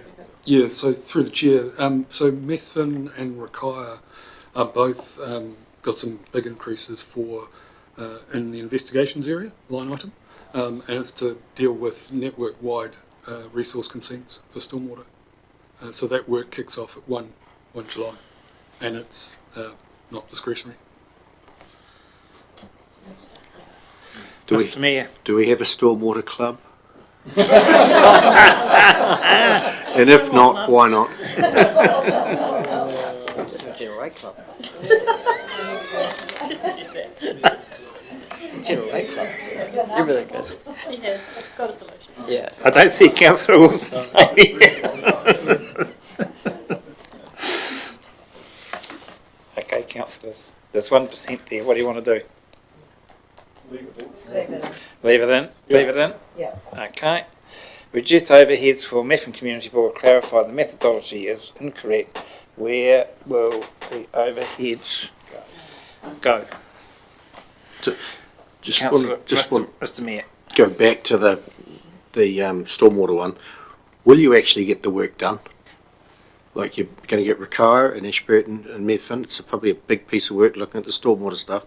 Will you actually do it, or should we push that to year 2 and do Rakaya and Ashburton first and do Methven in year 2? Yeah, so through the chair, the project specifically is getting a resource consent for Methven and Rakaya, and we've successfully got an extension of time for the lodgement of those consent applications. That extension has been granted through to 31 December. If we don't apply, we'll be in breach of the legislation. So we have to do it. Okay, I'll come back to that bottom line. Reduce overheads, Methven Community. Councillor Wilson. Thanks. Angus, part of their overheads is because I feel they get council officers up there at Methven Community Board meetings, and there's obviously that is an overhead that a CEO has to allocate somewhere. I feel if they want their overheads reduced, they get a lot less staff up there. They just have meetings like Citizens Association, have a meeting among themselves, and perhaps one, I don't know, it's up to the CEO or the staff how it's worked, but they do get a lot of staff inputs at their Methven Community Board meetings. I feel that if they want them there, they pay for. Councillor McMillan. Thank you. And I think we just need to actually remember that the community board members are elected members as well, just as councillors are, and it's a part of council. A lot of places have community boards, and that's the way they run. But I wanted to go back to saying that there was confusion within the Methven Community Board about the overheads, and the huge increase in the majority of that was because it had come from the community services role. So if that's the way it is, that's the way it is, but I'd really like if it could be re-looked at, and if there is any other way. Not pointing any fingers. You're doing a great job. Chief Executive. This one is really difficult. And as we said before, and if you remember the debate we had around the new methodology for overhead allocation, that was extensive around this table. And right through the budget, there are implications from the new allocation methodology, and there are activities right across the council that altered the way in which the overheads were allocated because of the updated methodology, which council accepted was more accurate than the previous methodology. So I don't think that it'll be fruitful for us to re-examine the entire methodology of our overhead allocation to see whether we can't save a bit in Methven. If there is to be some relief in the area of overheads for Methven, then I think it needs to be a much more direct and impactful decision of council, which simply says something along the lines that we are going to transfer X amount of dollars from the general rate to offset the overheads because of the impact on the ratepayers. But to re-examine the overhead methodology as every single budget in our long-term plan, and every single rate and fees and charge and all the implications that flow from that. It is just a huge piece of work, and we've already done it. We've already been all the way through it and accepted that the methodology is sound. What we are worried about is the impact of the outcome on one group of ratepayers as opposed to the methodology being unsound. And if the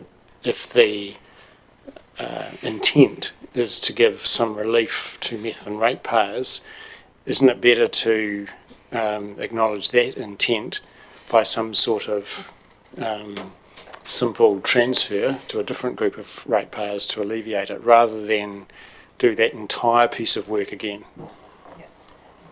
Councillor Brown. Thank you, Mr. Chair. We went through it, like Amy said. We spent a lot of time with it. To go through it again, I think it's just a waste of time and money.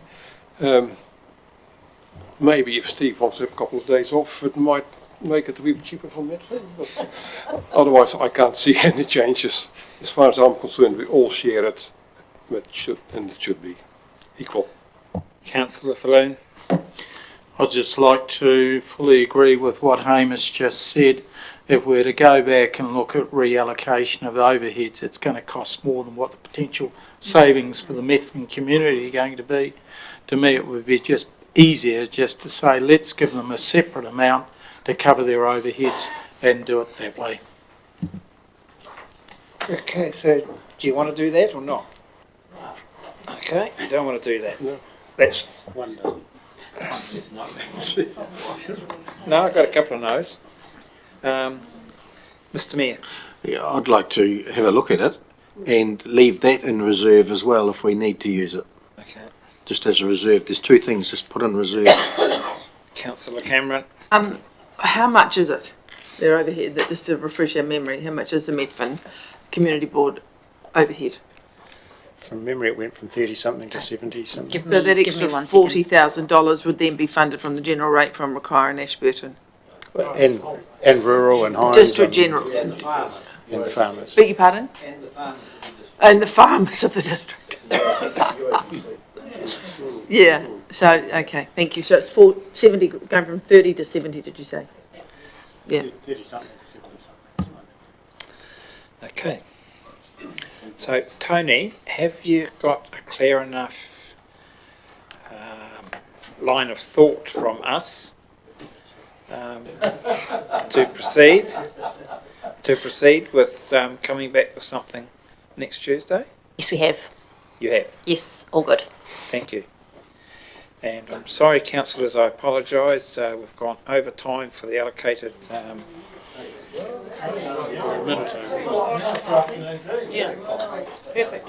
3 o'clock. Nailed it. So, anyway, yes. Sorry, through the chair, I've got the overheads for Methven Community Board. So in the year one of the LTP budget, it's got total overheads of, I'm rounding, 63,000.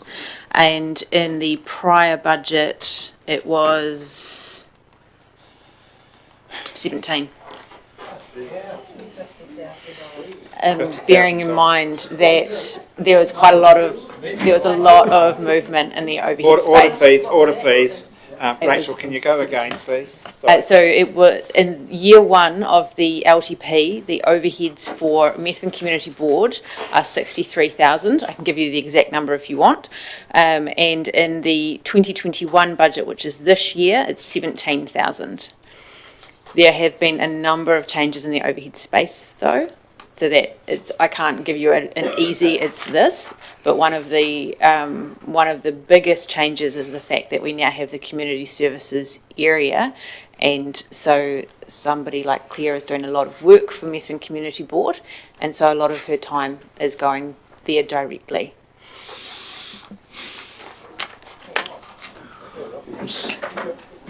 Okay, thank you, councillors. We're back here at 3:15. Councillor.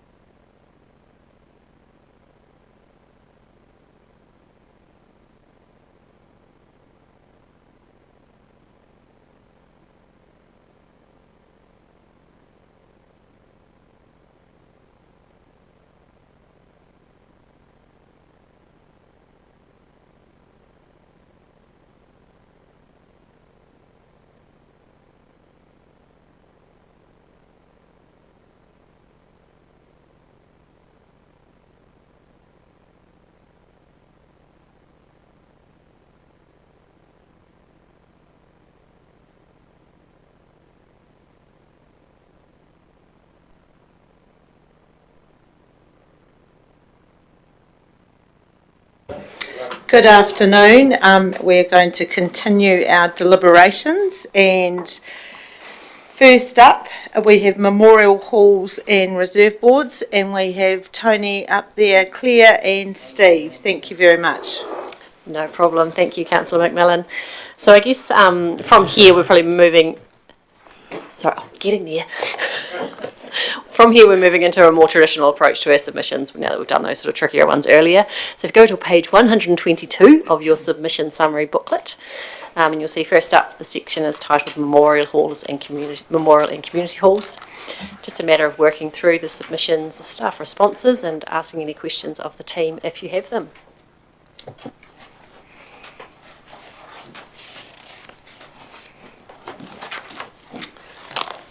Any questions? I see the majority of comments are on the Mountain Hut Memorial Hall, which we've discussed in length, which is excellent. There is a comment there on the Balmoral Hall. So put your light in when you want to speak, please. Any discussion about memorial and community halls?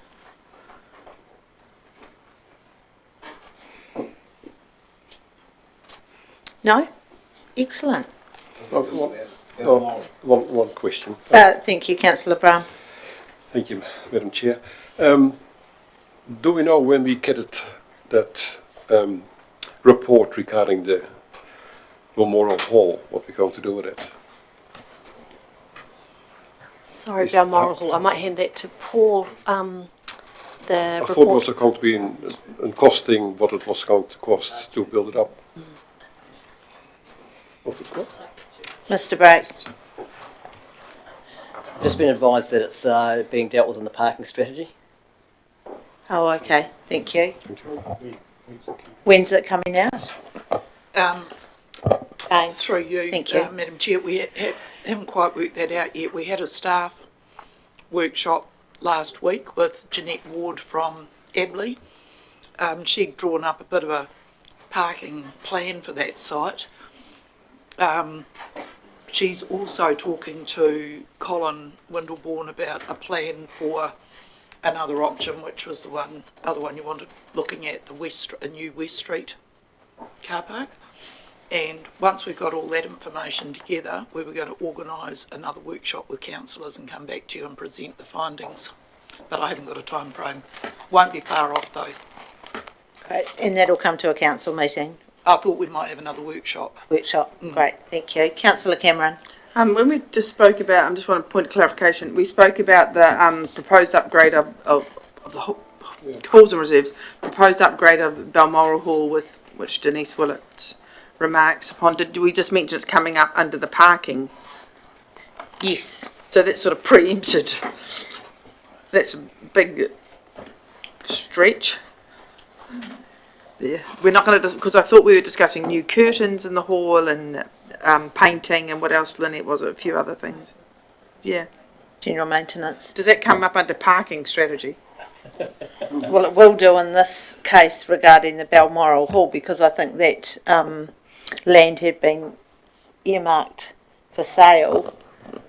But I'll pass on to Hamish. Yes, so the context to this is important. So when the planning is being done for the library and civic centre, the Balmoral Hall site had a question mark over it as to whether it would be retained or whether it would be demolished.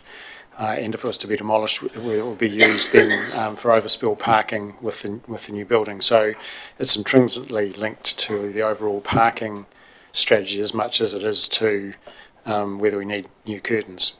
So it's just got to go somewhere in terms of making sure that we consider it in an overall sense. And we felt it easiest to include it with the parking strategy, not because that's an obvious place, but in the context of our planning for the new library and civic centre, it does make some sense.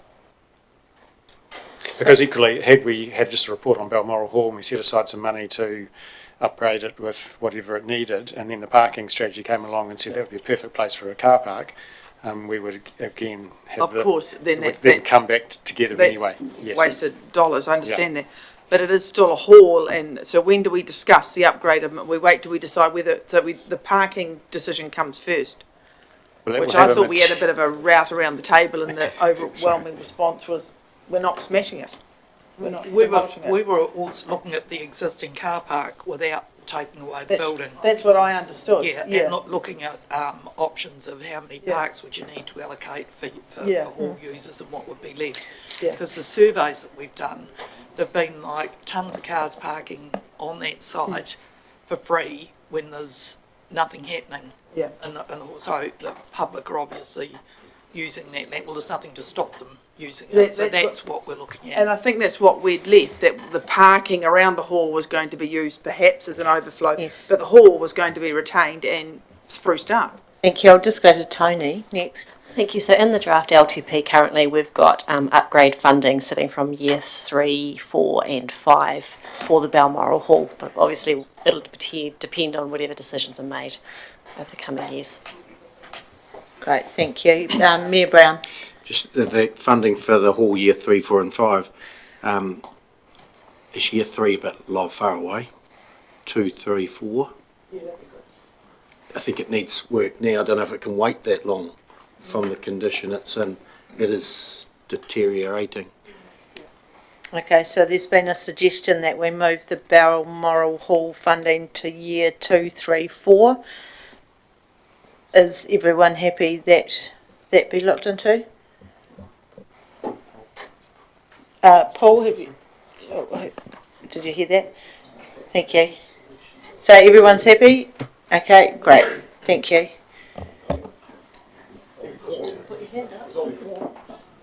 Okay, I'll redo that. Those who are happy with bringing forward the funding by a year for the Balmoral Hall to year 2, 3 and 4 instead of 3, 4 and 5, please raise your hand.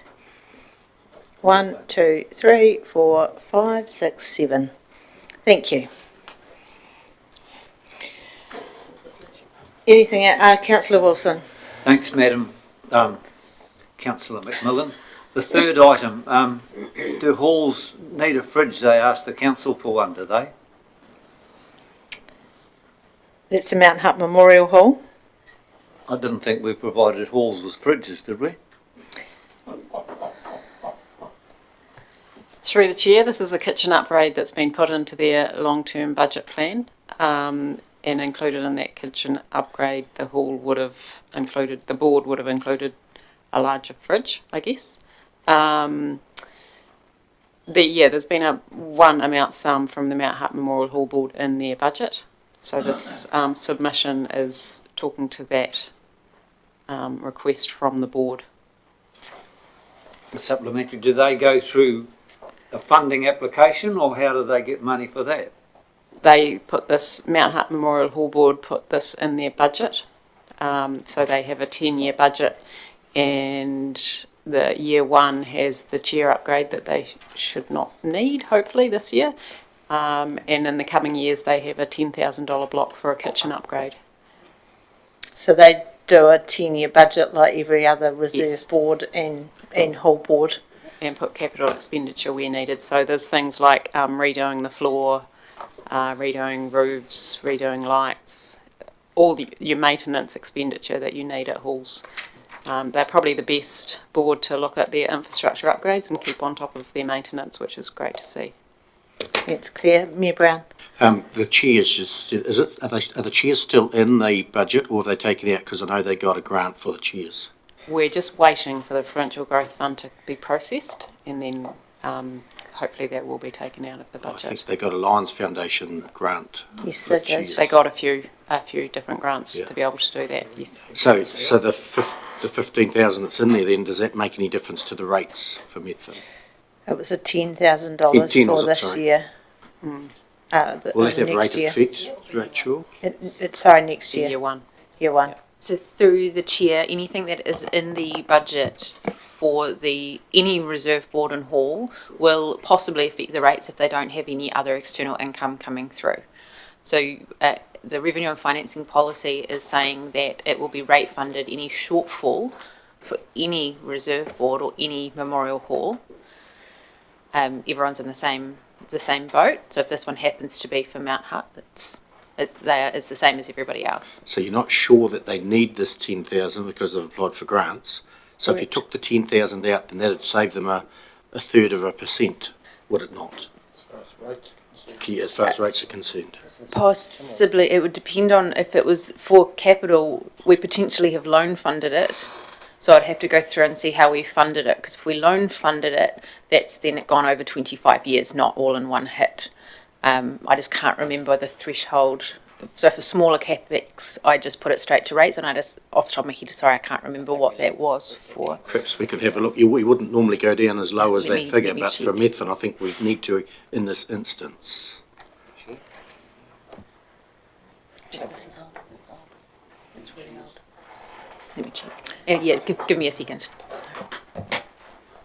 Claire, did you have anything to add? No. No. Okay, so Councillor Wilson. Thanks. Page, if you go down on the notes on page 163, equivalent of 163, it's still on that Memorial Halls. Only contribution to Mount Hutt Memorial is 10,000 towards the toilets, much less than spent on other community infrastructure items. What do they mean by that? Not all communities' infrastructure halls get 10,000 towards their toilets. What do they mean? We would pay the insurance on the Mount Hutt Memorial Hall. We pay a lot more than 10,000. I think Mr Fabish, you can answer that because they are classed as public conveniences, aren't they? Yeah, thank you, Madam Chair. Yes, so those toilets in the hall are actually classified as public toilets, and we contribute towards the operational cost of those. Thank you. Rachel, are you good to come back to us now? So the 10 grand for the chairs in year one has been rate funded. So if we took that out, then you would have a $10,000 decrease in your targeted rate for the hall. Great, thank you. So Can I just ask a question? Can we take it out? Because I don't think until that Provincial Growth Fund amount of $13,000 is guaranteed, I presume it has to stay in there, doesn't it? Through the chair, yes. So I believe the report's been done and sent through, but we haven't yet heard. Okay, thank you. Mayor Brown? Well, it's just when's the right time to leave it in or take it out, because it gets to a point of no return. Through the chair, I would suggest if you're sure they're going to get the funding, you could take it out. If there's any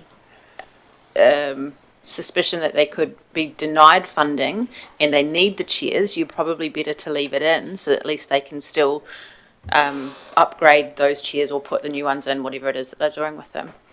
Otherwise they won't have funding available for them. I'll go to Mr Fabish first. Thank you, Madam Chair. Look, just to clarify, it was an approved project through the PGF fund. So they've approved it. We've got that documentation. The chairs have been ordered. It'll be an invoicing issue. So we may not actually get the money until after the 1st of July. It doesn't matter.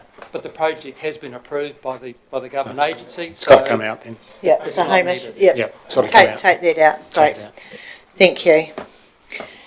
Anything else on memorial halls and community halls? No, thank you. So next we go to public conveniences. What page is that, please, Tony? Thanks, Claire. Page 124. 124.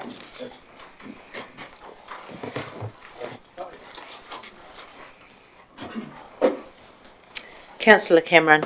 I'm just referring back to a submitter we had, Donna Fable, and looking also at Peter Revelries, beg your pardon, if you're listening, Peter, beg your pardon, why there are no public toilets on the east side of Ashburton. Can we discuss that, and is that likely in this time of the long-term plan? Thank you. It seems to be in here. I can see that written. Mr Fabish. Thank you, Madam Chair. Just to clarify, I think I mentioned to Council that over the next couple of years, we're actually looking at doing a public toilet guidance document, which will align with our reserves management plan and our open spaces strategy to look at where we should have public toilets linked to activity and future growth. So we've just indicated there that it's probably best just to hold off for a year or two until we've done that study, and then we can come back to council and that'll guide your future investment in that activity. Supplementary? Is that a year, or there's a 100% difference between 1 year and 2 years? Can we be more specific on that, do you think? Yeah. To do the strategy, we actually don't need any money. We can do that all in-house. So it's about me sitting down with Tony to look at where those teams can fit it in. I think this is a matter of urgency. I've been on council about 18 months and we've had it brought up. I've had it mentioned to me on a lot of occasions. I think it's a respect issue. Yeah. Look, and I think, to be honest, it'll drive your investment in the next LTP process. Public toilets are very expensive, so we would end up trying to do it certainly within the next 2 to 3 years maximum to drive the next LTP investment. So. Thank you. Sorry, your light's off, Councillor Cameron. I'll go to Councillor Mackay. Oh, thank you, Madam Chair. Where is what is termed the east?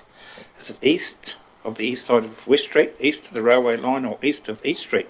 Because I've had up of Pans, Argyle Park, Domain, centre of Ashburton, and I'm actually trying to work out if the Honourable ex-mayor's numbers are actually right about the east. So it depends where the east line is, because if it's Cash Street, that's well east of everything, and that's too far. Hamish, did you want to comment? From previous conversations with those submitters, I think they are referring to east of Cass Street. So the population that lives, works and plays on the other side of the CBD is how they're referring to the need. Whether well, I'm going to fine, declare that I then live in the east, and I'm proud of it. Excellent. And I would like to have a proper strategy so we work things out properly. And I agree with the staff member. Thank you, and that's been suggested. Great, thank you. Councillor Lovett. I was just thinking when we do our parking strategy around Balmoral Hall, perhaps we could have a look at toilets there if that's going to be a major big car park on the east side and it is in the middle. And maybe the hall needs new toilets upgrade, it can be all done. I think, Madam Chair, what we're trying to avoid is a piecemeal approach. Like that, as tempting as it might be, the approach we would like to take is to do an overall examination of the need. And I've heard, it's in time for the next LTP, so that's 2 to 3 years away before we would have those plans in place. So unless there's a strong collective view from council, it would be fair to say we're not intending to examine toilets at Balmoral Hall in isolation from the overall piece of work. So I think there is a real need for toilets down that side because we've had the East Street ones blocked off with the roadworks, and there's been people, where do people go? And that question has been asked down there. And, there is a lack of toilets on that east side strip, and that's where I was coming from. If we're looking at a parking strategy, at Christchurch you do see toilets around parking and places, so maybe that needs to be put in the mix there. Thank you. Councillor Falloon. Just point out the East Street toilets have not been blocked off. In fact, most have been blocked off for about 5 days, but I've been amazed at just how the construction crews have kept those toilets open. Okay, so I'll go back. So everyone's happy that we have a bit of a strategy over the next 2 years to look at toilets for the east side of town, Angus's side of town, and ready for the next LTP. Councillor Mackay. And I have to voice my disappointment. I'm not happy with the arbitrary line of Cash Street. I believe the east is the east, and Cash Street does not run all the way through. Once you get to the northern side or Christchurch side of Oak Grove, Walnut Avenue, there ain't any Cash Street there that I can travel on. Right, thank you. We'll work out where the east is later. Thank you very much. Anything else on the public conveniences? Right, we'll keep moving since no one's putting their light on.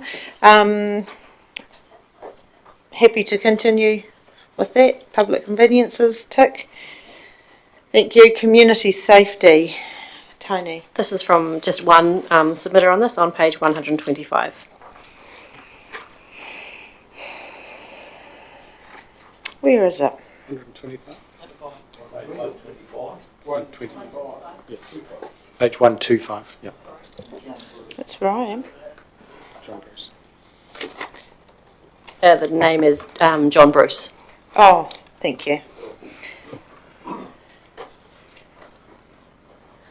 Any questions or comments? Councillor Mackay. Thank you, Madam Chair. I'm wondering if the submitter realises what we did a wee while ago in selling off some land and actually increasing the number of elderly housing in Ashburton. No, we're looking at community safety. Oh, that one, sorry. John Bruce, yeah. Any comments to make on that? No. No, thank you. Councillor Latham. Thank you, Madam Chair. I just wondered, how many cameras do we have in the CBD at the moment? I think it's a good idea to have as many as we can afford. We just see what happened in Dunedin the other day. We should be ahead of this, but we don't want to rush in and just overkill. Can someone tell me? Thank you. We'll go to Jane. Oh. Jane's. Thank you. At the moment they're disconnected because of the work, but any day now they will be reconnected. I think there are 3 along that main bit of East Street, but they can see all the way down in great detail to Cass Street, and all of that area is well covered now. Okay.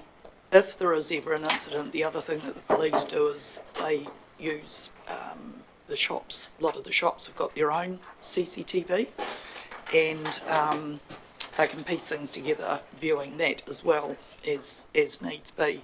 But I think we've got the CBD well and truly covered.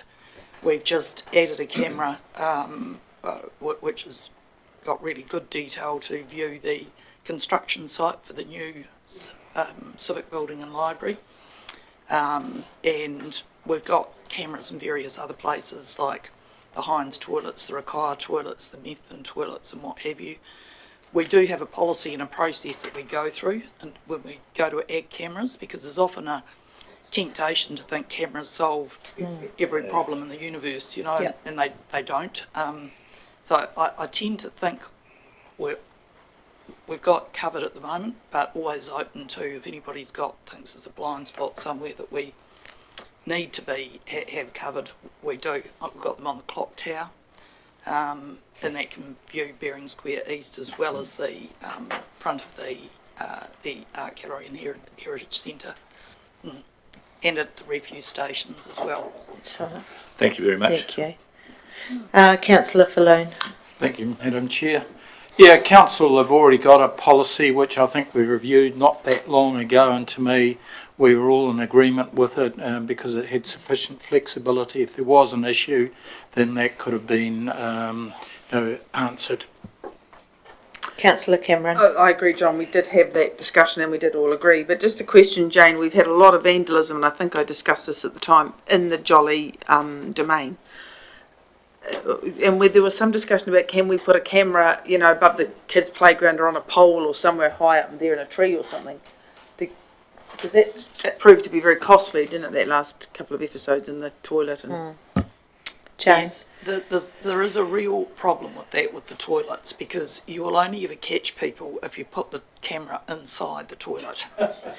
And some councils have done that. They've but there are obvious privacy issues around that. And I don't really want this all over the front page of the paper, Linda. Remember, we're live streaming as well. Oh, I've got about that. We are too. Well, it's just that the cameras at best in those instances are a deterrent. They don't solve all the problems, because how many times have you seen us go to court with somebody that has been caught through CCTV? Never, to my knowledge. Thank you. Ian, have you got any comments to make on that? Put you on the spot. Thank you, Madam Chair. Look, I concur that it would be good to have some degree of surveillance around those known hotspot areas.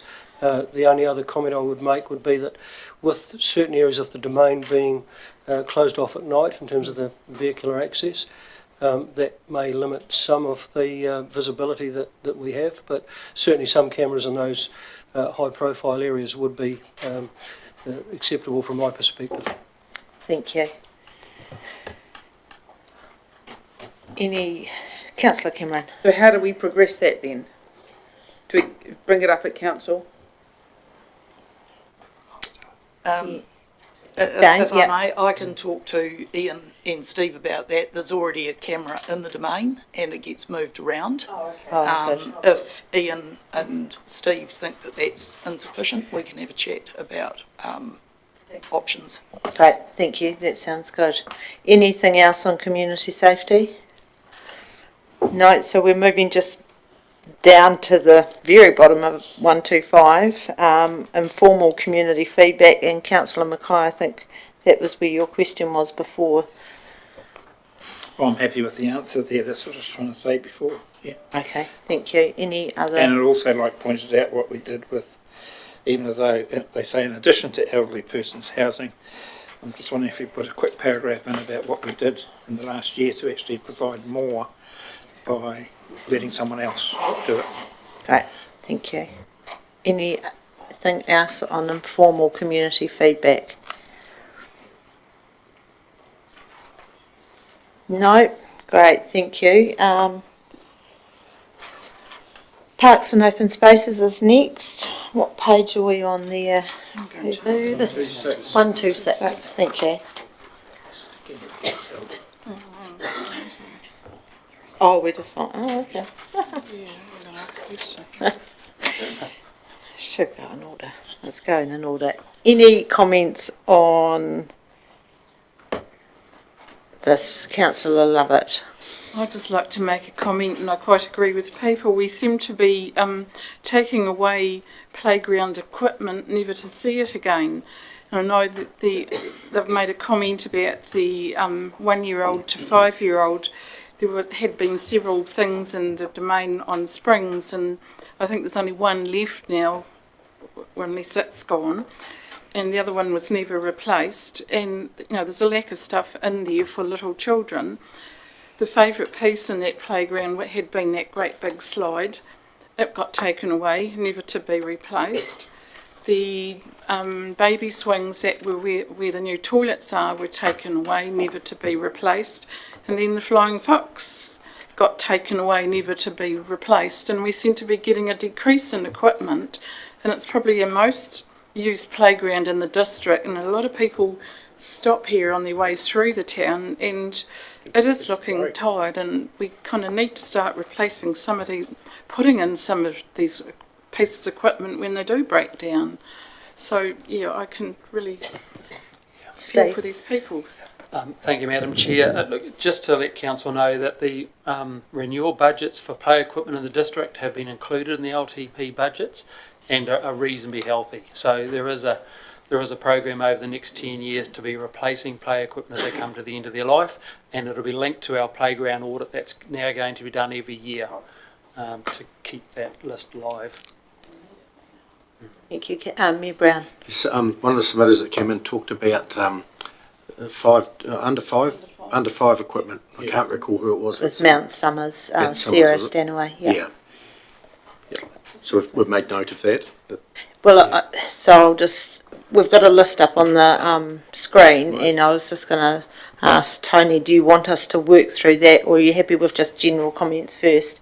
What's easier for you? So through the chair, this list simply aligns to how the submissions have been coded into the summary document. So as you follow the summary document, all that, you're going to be ticking everything off that we need you to. So I guess perhaps, take it in a chunk again. So the first bunch up are the Ashburton domain submissions on page 126 and 127. So perhaps address those initially. Okay, so anything else on the Ashburton domain playground equipment area? Councillor Cameron? R.D. Abnett's request for the Filipino gardens in the Ashburton domain to remain permanently. What is the deal with those? Steve? Through you, Madam Chair, the cultural gardens as you go into the entrance by the Open Spaces office has changed, I think, twice now, and they were only there for a temporary period of time. So staff, Ian and his team are working with our welcoming committee staff to look at, once that display's been there for that period of time, can they be uplifted and moved to another reserve and be there permanently? So over time we may end up having 5 or 6 cultural gardens, so people can wander through and see the different types. So we're working on that now. That submission was back from the Filipino community, and our staff are working with that cultural group now to see if we can accommodate their needs. Thank you. And the next question, can I have another one? Sure. Edith Smith presented on what's going to happen where the aviary was, like perhaps we could do native plantings from progression from the hills to the Alps, from the sea to the Alps sort of thing. How does that work out? Is that something we can talk about? Right, so again, through you, Madam Chair, I was listening to the submission and thinking we've got a couple of options in the domain. It may be in the existing native area that is actually due for a bit of a revamp, and we could actually re-landscape that, or in where the old aviaries are coming out. So that's a conversation I've got to have with Ian yet, but there's a couple of options to try and accommodate that Alps to the sea sort of approach. There was probably half of us went on the bus trip, which was marvellous, and we were persuaded, if we were not already persuaded, as to the importance of preserving and indigenous sort of flora and fauna, if you like. So I think there'd be a real support for that if that was going to be a reality rather than a year 10. And I think you could say staff are quite supportive of that concept. I've got the feeling on the bus, yeah. So what are we looking at? Is it going to be like public conveniences out to 3 years, or you come back to us in 6 months or a year? Or I need to talk to Ian. It's the first he knows of this. So and there's a couple of options in the domain. So I'll write it down on my list. Yeah, I'm sure. Thank you. Thank you. Mayor Brown. Neil? Thinking about the Filipino garden, and it's the second one that's been cultural one that's been put in there. When they get lifted up, and you talked about a reserve, is this Chinese settlement the reserve where they get put back down onto, using that area up there for cultural gardens? Through you, Madam Chair, it's probably not the most appropriate because it's been a heritage reserve, again not owned by council, but we're administrating it. That wouldn't probably be the best option, but one thing we should be looking at is what reserve is underutilised now that could get more people to go there to visit these. So that's something that we'll work on. Thank you. Any other questions on the Ashburton domain or comments? Councillor Lovett. I've just picked up here, someone's going on about parking. It is becoming a big issue in the summertime when there's a whole lot of staff car parks there. I'm just wondering, when you take out all the bird cages and stuff, is there provision somewhere for the staff parking? Because it does get backlocked up in there. Again, through you, Madam Chair, the development plan actually highlighted that the old netball courts down behind Grigg Street would be converted over time to additional parking for the site. So, and that's a reasonably easy thing to bring online because it's a sealed park now. So, but I'll pass that over to Ian to have a look at how we as staff park. Thank you. Councillor Cameron. We also had submissions from Forest and Bird and 2 or 3 people at that same time talking about the paucity of naturally preserved areas of biodiversity in our region. And there was a motivation that they asked us to consider how we can preserve those and promote, grow more. Where will that discussion come up over the next couple of days? Is it under parking, property and forestry, or which is the heading where we discuss that?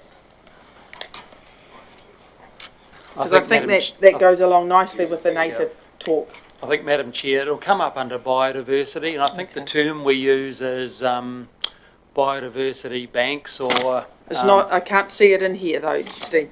Insurance banks is the term, that's it. but there's no topic. I just don't want it to be missed. It's not in our agenda.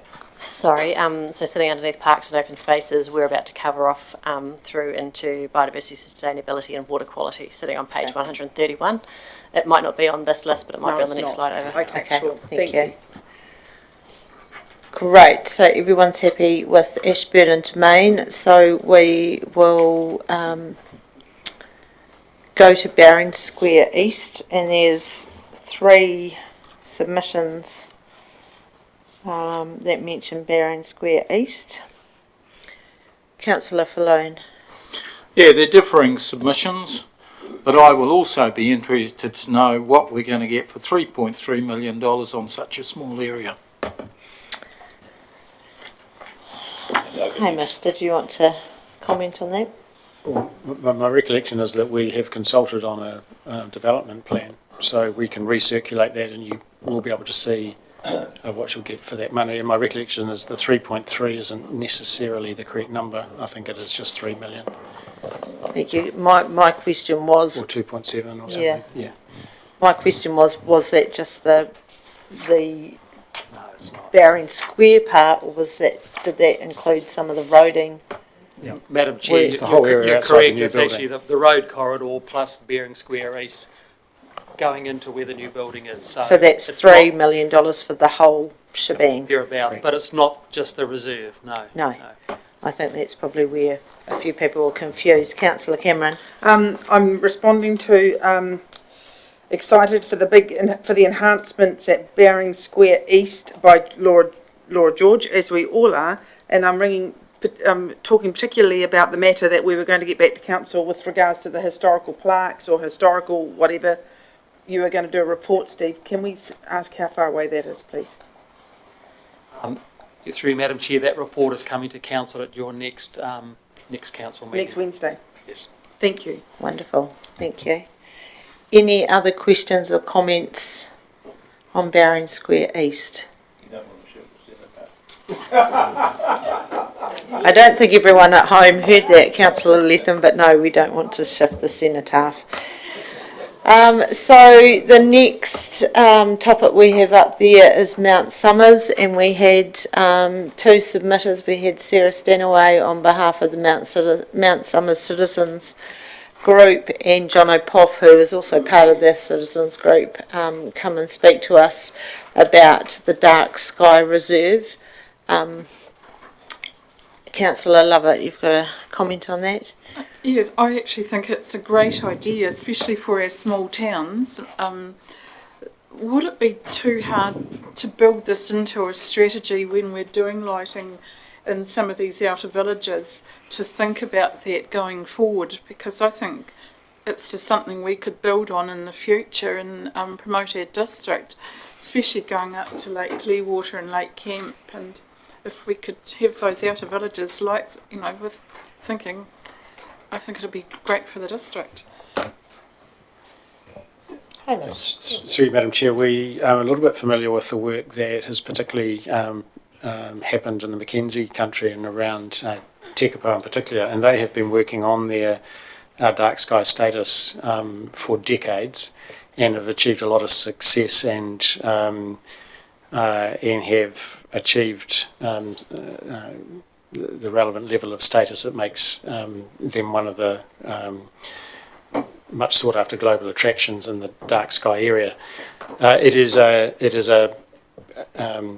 relatively prescribed set of things that you have to do to achieve it in terms of the lighting standards and in terms of the work that you have to go through to achieve that status. And rather than thinking we can do all that for all the little villages, my recommendation would be that if we think it's a good idea, we respond to the desire of Mount Somers to explore it, and we keep our ambitions to Mount Somers unless we get approached by a whole lot of other people who are prepared to help get to that point, because it is there's quite an amount to be done, an amount to change in terms of lighting standards and such forth.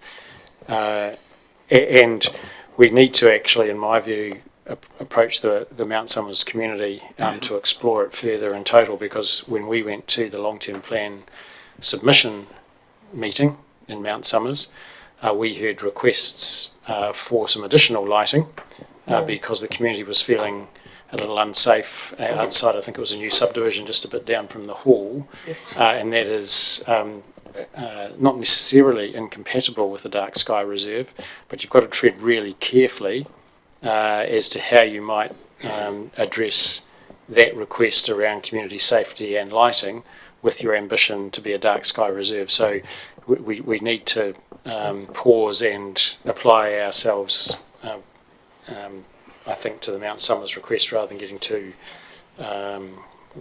widely excited about all the villages. There's an amount of work in it. Thank you. Councillor Wilson. Thanks, Liz. I think it's a complete and utter waste of time. If they went a couple of K up the road, I mean, we're lucky in this district. Most of us can go outside and see the dark sky without. To me, what's the point of having a village that's called a dark sky and you go up the Ashburton Gorge Road? There's no lights there.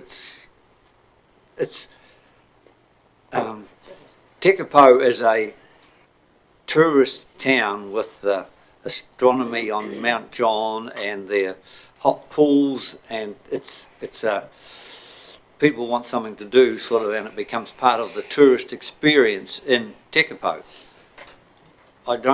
To me, Mount Somers doesn't quite equate to the substantial tourist centre like Tekapo.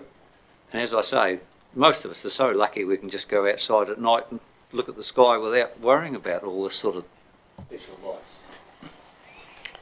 Hamish.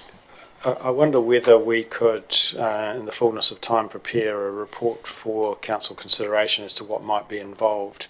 Good idea. Because there has been some conversations that I have been part of probably 2 years ago as to what was involved in the Mackenzie to get the dark sky reserve in Tekapo. And there's some ramifications for such a thing, not the least of which was one of the explosions in tourism in the Mackenzie Basin appeared to coincide, and therefore I guess you could argue was caused by the dark sky status.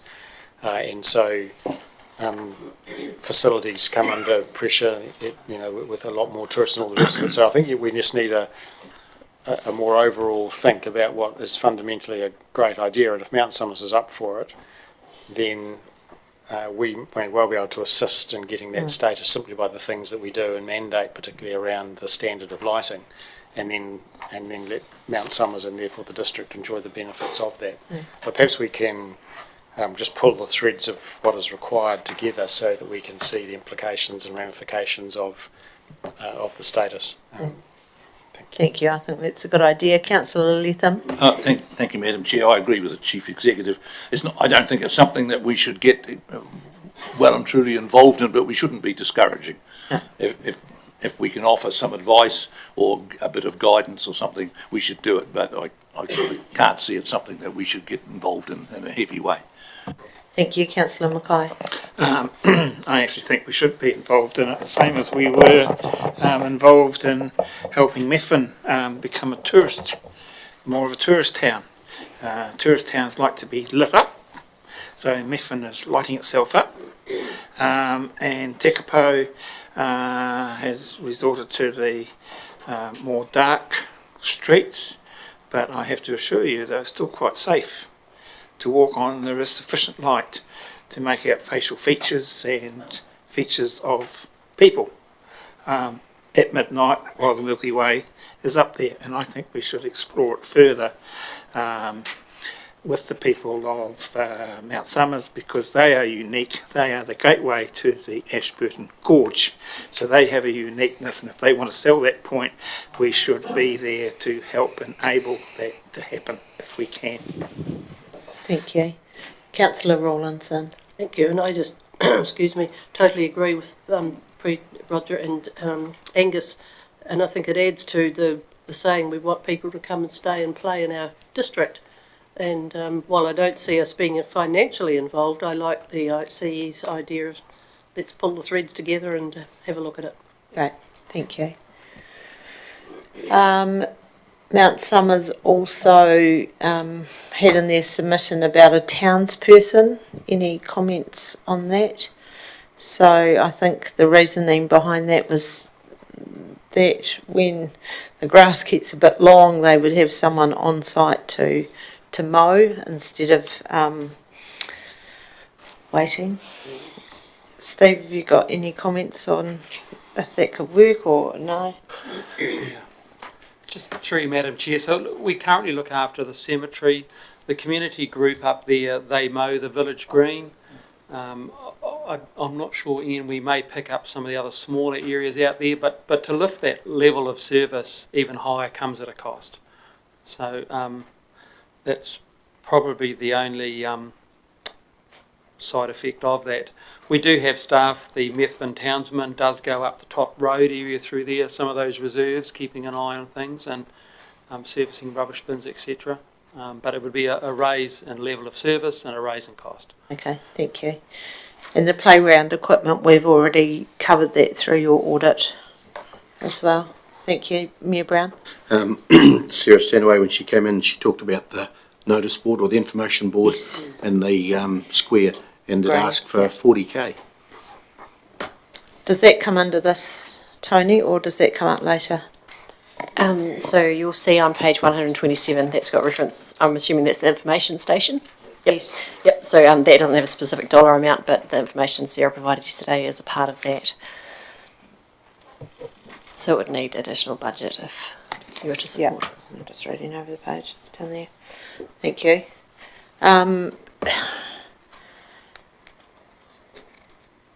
So they asked for $40,000, is that correct, yesterday?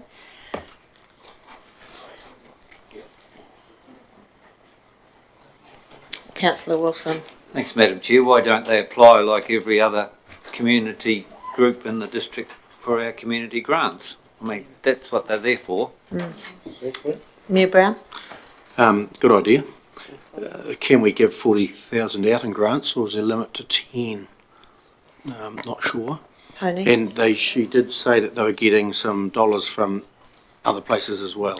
I think I recall her saying that the total cost was quite high, but they would volunteer hours would bring that down to 40,000. So this has been in the pipeline for a long time. Every time I've gone to a Mount Somers Citizens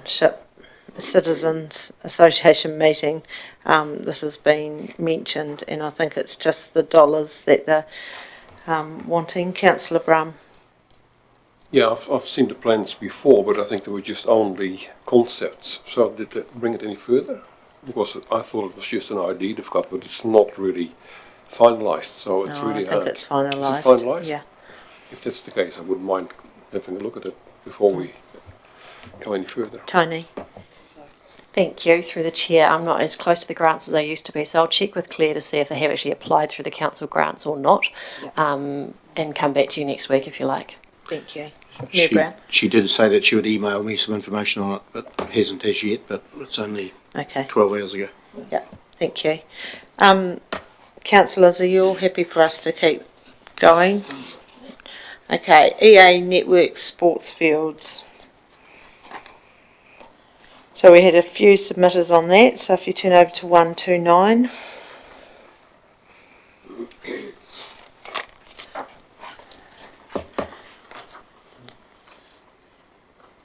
Do we want to re-add or bring this back into the LTP?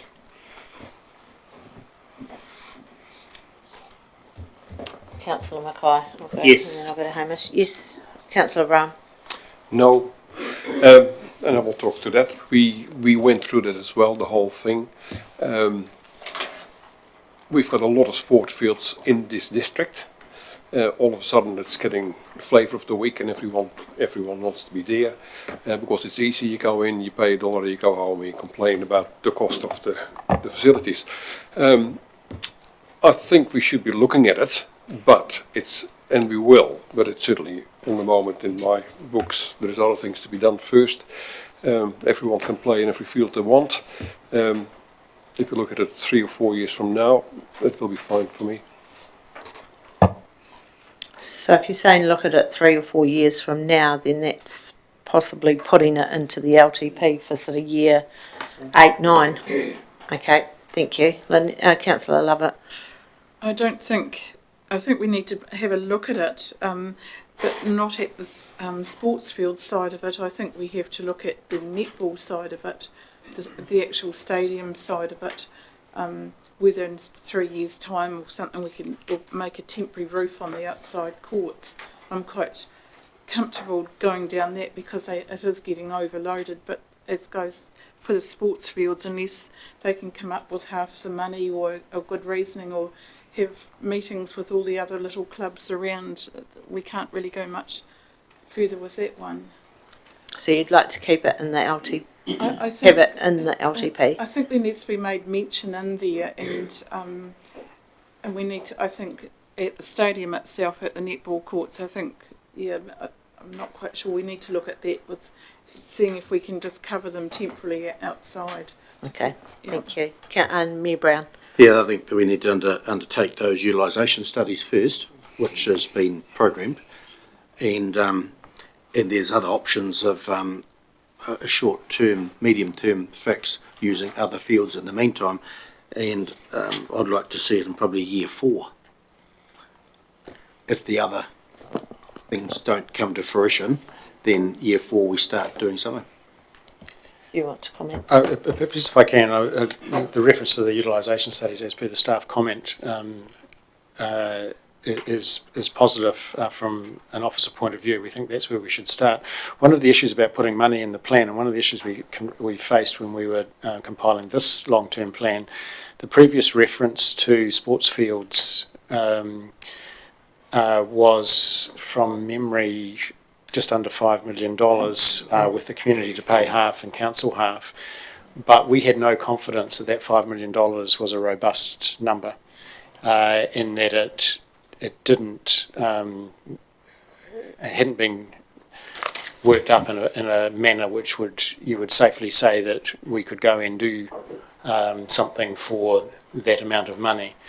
And so one of the concerns about leaving it in the plan at that number was that the resources may prove to be completely insufficient for the work that people might have been imagining. So that was one of our concerns, and that led us to, and also our door was not being hammered by people wanting to pay the other half as per council's policy, and so we felt it needed to pull it. I lost my speaker. No. To pull it out of the plan and reference it, make it obvious that had come out, and that has been a positive because it's generated the comments. But it would seem that once we do the utilisation studies and get some sort of response from those likely to stump up with half the money, that we'll be in a much better position in 3 years' time to propose what it is that you want to do, because just leaving a random sum in the expectation that will be sufficient to meet the needs may well lead to disappointment both around this table and in the community.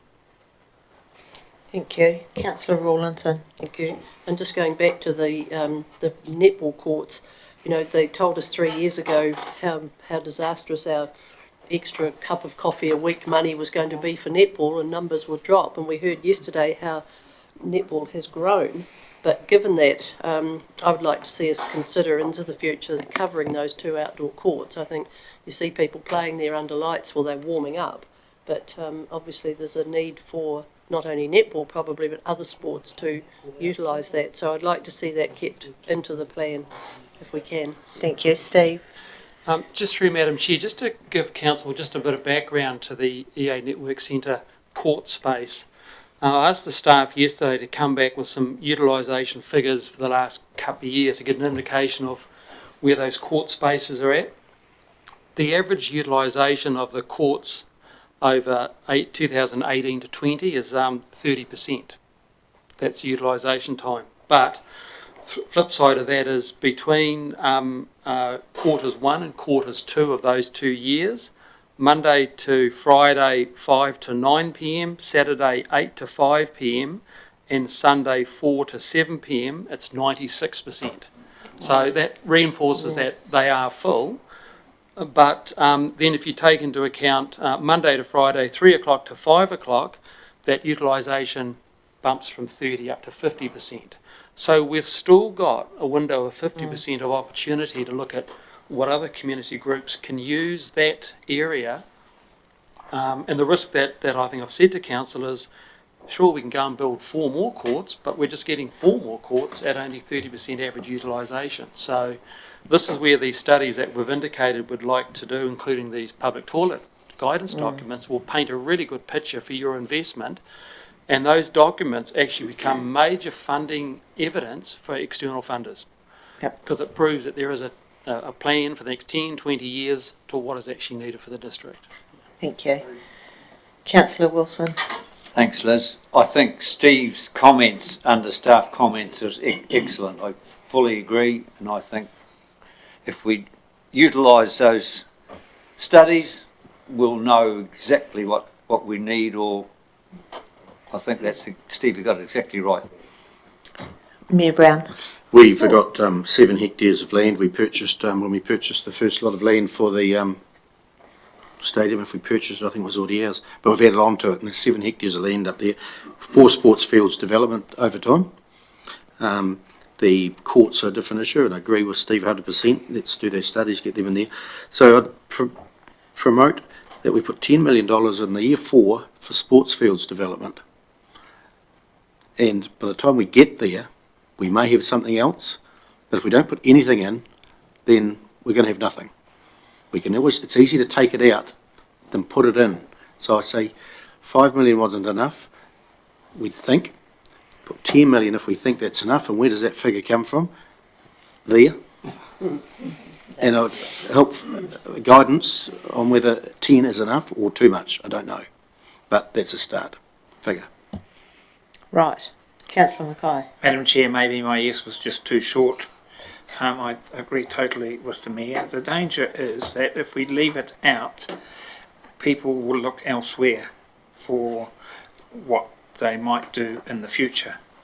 Or it will create a lot of angst that the EA networks will never be expanded in any shape or form, whether it's any other sport, even other than netball. I think we've got to leave it in there, that it's there. If someone comes along with money, brilliant plan, it's very easy to do whatever or agree to, if we wish to at the time, or whatever may be needed. I think we leave it in the long-term plan. Thank you. If it's still available to be used. Thank you. And just to clarify, so that's just for the sports fields. It's not for the any stadium. Okay. Great. Councillor Lovett. I was just going to ask, could it be sports field / stadium, because it could be either one or the other. Because we need plans for the stadium, and it may come before the sports fields. If you just have one sum there / the both. We can describe it any way that the council will expresses.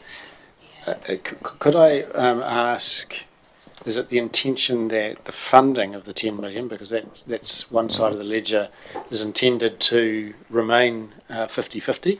Yes. And that our 50 is a loan and the other 50 is from the community, or is it intended, I'm seeing a shaking head, is it intended that the 10 million would be all council funding? Because I think that signal is a dramatically different signal to the community if it's a fully funded council project. Okay.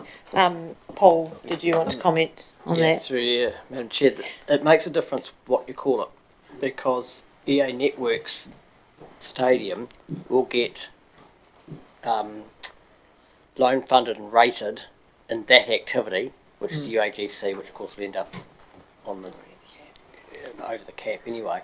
But if you call it sports fields, that gets rated a different way. So you will need to decide where you're going to put it, and then we do need to know whether it's 10 million with a loan, which will take that maximum loan from 166 to 176 million. Or we need to come back and talk to you about the covenants to see whether we're still within those. That's a significant increase. And you'll need to tell us whether it's 5 million coming from other sources, or it's just a straight 10 million. Because, like Chief Executive said, that's a completely different story to what we've ever said in an LTP before, and it does make it difficult. We have in the past put wording in the LTP without dollars to say that we are considering something and looking at it, but the reason we haven't got dollars in there is because we're still doing the work. We've done that in the past to get around the problem of when someone says to you in year 4, which is not that far away, what basis did you put the 10 million and show us? It's difficult if we've got no basis to actually respond other than simply saying it was a best guess and we don't know. So you do have the option, if you don't want to lose it, of just putting some wording in to cover it in the LTP with no figures, and then you pick it up in the next LTP with some detailed stuff to shove it even into year 1. But you've covered yourself by putting some wording in the LTP as to why there's no figures in there. That sounds like a good idea. I'll take the rest of the comments and then we'll give an indication of how we're going to go forward. Councillor Falone. I think what Paul has just suggested is a very good result. Thank you. Councillor Wilson. Yes, I was going to say, I wouldn't want to put 10 million in, it'll bring us up to 176 debt. We're starting to get into pretty high strategy. And if I was the rugby union, I'd say, yippee, they've got 10 million in there, we're not going to put a penny into it, they'll build a sports field for nothing. So I put no. Councillor Brown. Like I said before, we've got enough sport fields in this district to do every game you want to play. I mentioned before, I'm quite happy to have it in year 4, as in mentioning and without the figures. Okay, so let's have an indication. Steve, sorry. Thank you, Madam Chair. Thank you, Madam Chair. Look, just from past experience, the wording in the LTP is extremely important from the external funders' point of view.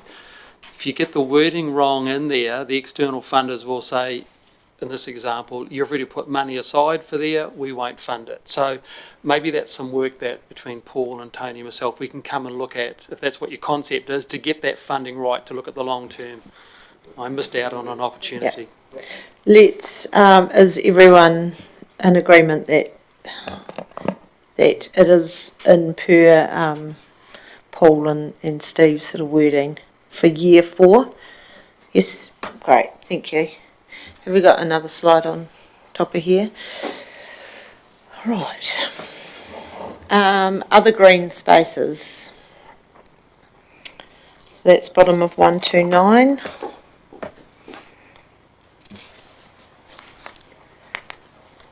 Councillor Cameron. Turn over the page, please, to 130, and we've got clean up Ashburton riverbed trees and scrub, which at the risk of becoming someone that harps on the same topic. That doesn't sound an expensive thing to do, and I think Rob Harnett's submission is a great submission.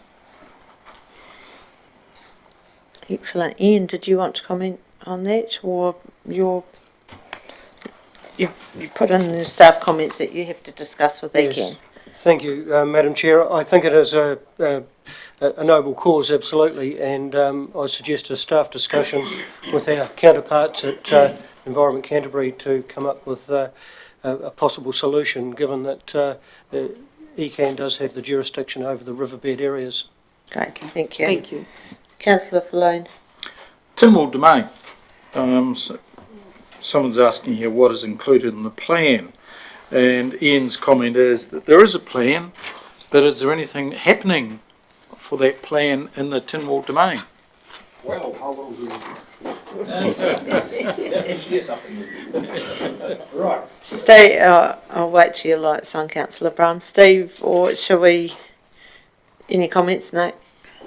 Madam Chair, look, I think the chair of the reserve board may have more information on that than us, Okay. but I can come in. Yeah. We'll wait till his light's on. Councillor Brown, Mayor Brown. Neil. Thank you. Thank you. Thank you, Marius. Just going to Ricard Dog Park and the submission coming from there, and we put 40k, I think, is it, in the budget for there, something like that.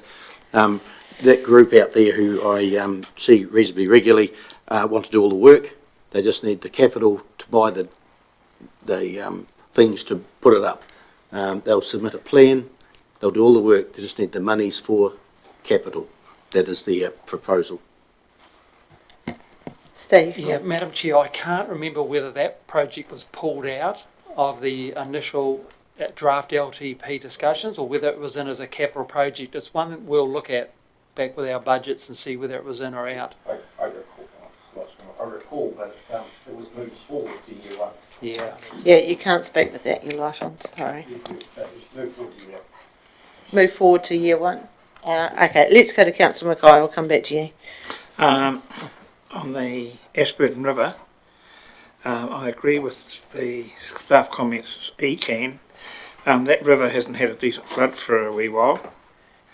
And I think that'll clean up, scrub, etc., etc. But we also have to remember that there are a number of people around that don't like certain sprays. Now we have to remember that the River Rating District has been using certain sprays in significant every so often and with significant results that make it easier for birds to lay their eggs and rear their hatches and tidy up the river quite dramatically. I think we just leave it with ECAN. I don't think we should touch it other than what we're doing at the moment, to be quite honest. And putting groins and picnic areas in the river, nah, be a disaster. Yeah. Thank you, Councillor Brahm. Timble Development Plan. I will keep it short. I want to be home on time. Over the last 10 years that plan has been developed, it's been changed a couple of years ago just to make sure that it was all on the right place. And what are we doing? Well, we've got a plane museum, we've got pools, we've got a camping ground with a new lodge just developed 2 years ago, we've got arboretum, we've got trains, we've got golf course, we've got renewal of trees and plants. We've got 15 user clubs there as well. So we are quite busy as the main board, and we certainly try to get it as good as we can. Really, it should be in town domain, the board, because it's part of town. And that's just a short version. Councillor Latham. Thank you, Madam Chair, and just for your information regarding the Tynwald Domain Board, I'm representing outside the council Ashburton Rotary Club, and we're combining with the Plains Rotary Club to celebrate 100 years of Rotary in Ashburton, and we very early stages of getting together, looking at the arboretum and tidying that up, and perhaps doing some more planting, all with the permission of the appropriate authorities. So it's at very, very early stages, but that's our plan. Good to hear. Thank you.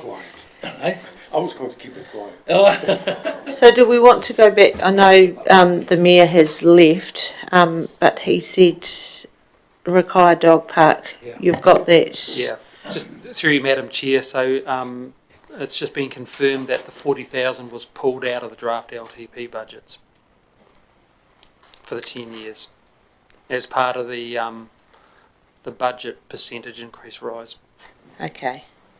We'll relay that to the Mayor and maybe it can be discussed tomorrow. Tony? So I guess this is the opportunity, if you want to tell us to put it in, to do so.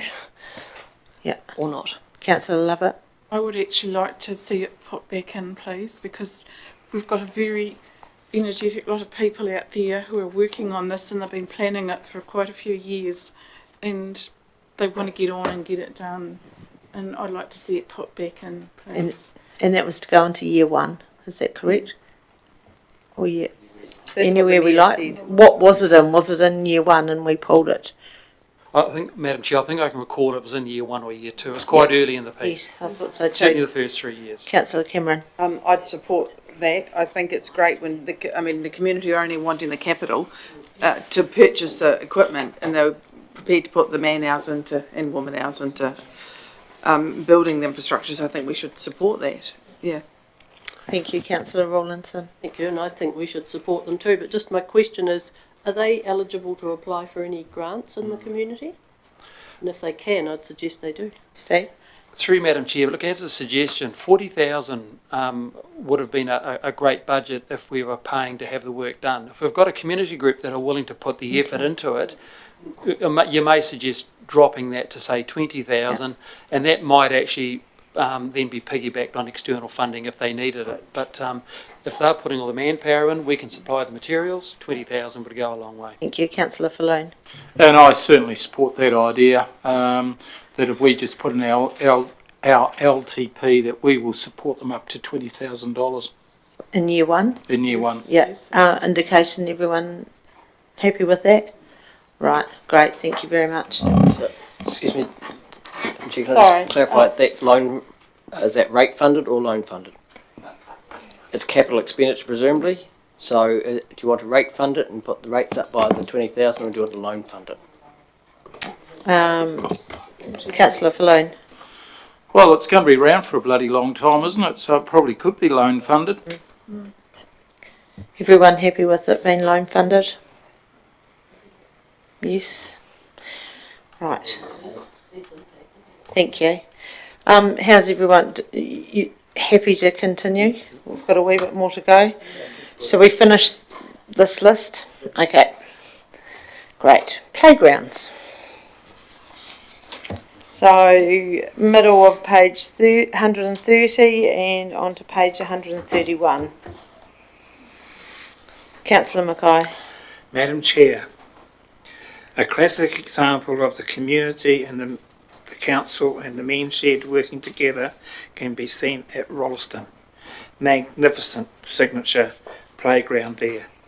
I actually believe that it would be possible to incorporate the men's shed organisation and give them more credit somehow along the line to work along with our open spaces staff if possible to actually do some playgrounds. I think our dollars for playground equipment could be spread a bit further if that was the case, and I believe that Councillor Cameron could support me on her words before that we put up a wee bit of money and get the community to help us through. I think it's a great project that could really put Ashburton on the map, and as I said, the classic example is Rolleston. Thank you, Councillor Lovett. I'm just going to ask, future consideration could be given towards putting equipment into the domain for mums and young children. Just don't overlook that when you're planning, please. Thank you. Anything else? Nope. Bike tracks, cycleways and walking tracks. So that's actually on the top of page 131. Councillor Falloon. Yeah, Mr. Todd had a funny request. A landscaped sealed track for walkers, bikers, push prams, wheelchairs along the Lakewood track. The Lakewood track is an excellent track just the way it is. It's absolutely perfect. You see lots of young parents down there with those big cross-country wheelchairs type of thing. You run into as many walkers as what you do bikers.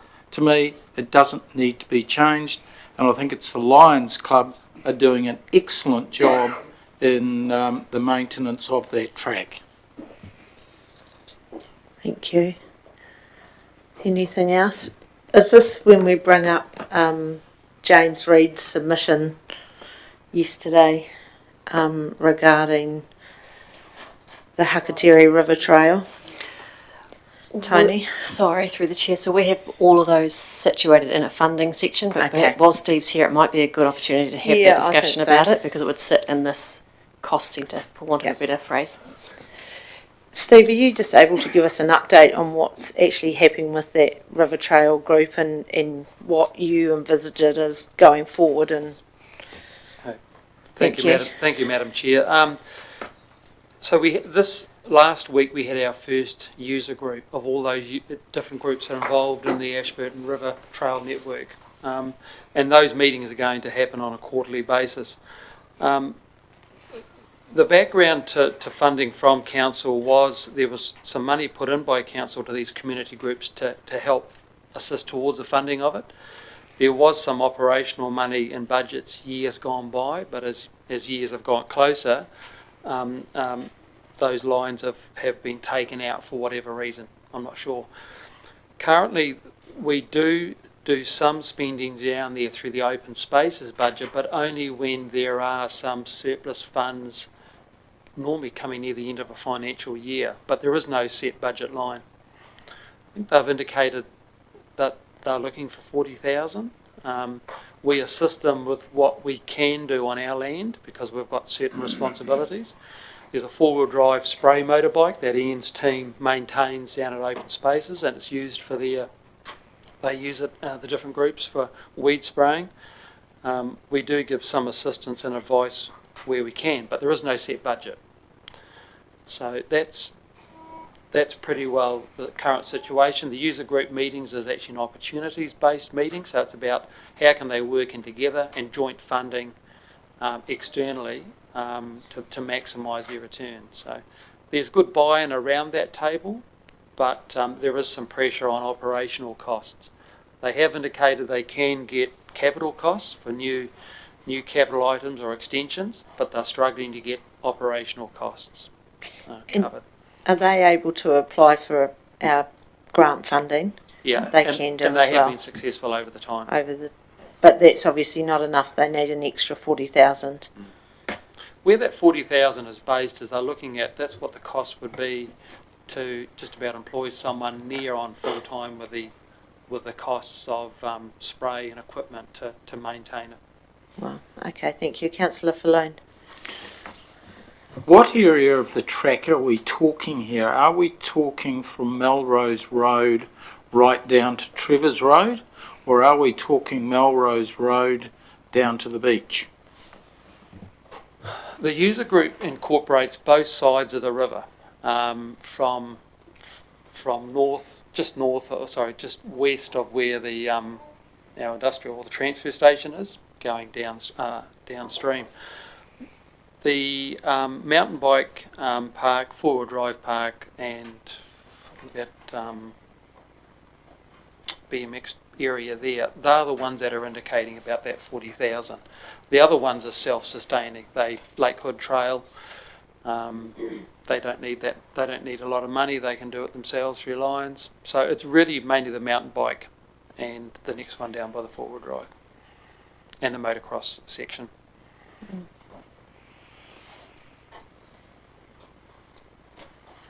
Any other comments? Councillor Latham. Thank you, Madam Chair. I have a wee bit of challenge with this. If I go to my ratepayers and ask them to pay for somebody else's hobby, now I may be speaking out of school here or not, I don't know, but we got them underway, we gave them some funding to get started. They seem to be an energetic group. I am a little challenged to find out why they can't operate some sort of user pay system rather than coming back to us. So unless I saw some more facts, I would be reluctant to do that. Is there anyone that wants to put some funding into the long-term plan for this project? Councillor Brown. Yes, I would, if you can, because it is a good group who does a lot of work. You don't often hear them, they're just biking past. But I wouldn't say 40, I would say 20 or 10, even to start. But I certainly like to be part of it, because it is used by a lot of people who are not members. Thank you. Councillor Cameron. I agree. It's very well used, and they're a very motivated, very positive group of people who've done a heck of a lot of work on an individual basis to create a resource that's available for everybody in the town to use at no charge. So I definitely think we should definitely acknowledge that, and it's also very well aligned with the current government strategy of cycleways and recreation, all the rest of it. So I think you can't lose by investing in this group of people and in this asset. So I certainly would suggest, I think, $20,000. Thank you. Councillor Rawlinson. And I support what's been said, and I think Roger Lethem quoted us one other day and said they are the victims of their own success to a large degree, which is right, and a lot of these groups evolve and it really takes off, and the initial enthusiasm and the people who drove it probably are a bit burnt out, but I like to think that somewhere, somehow we could support them. Okay, Councillor Lethem. Thank you, Madam Chair. I'm still challenged with the argument that because it's great and they're good people and they've done well, we should spend ratepayers' money on them.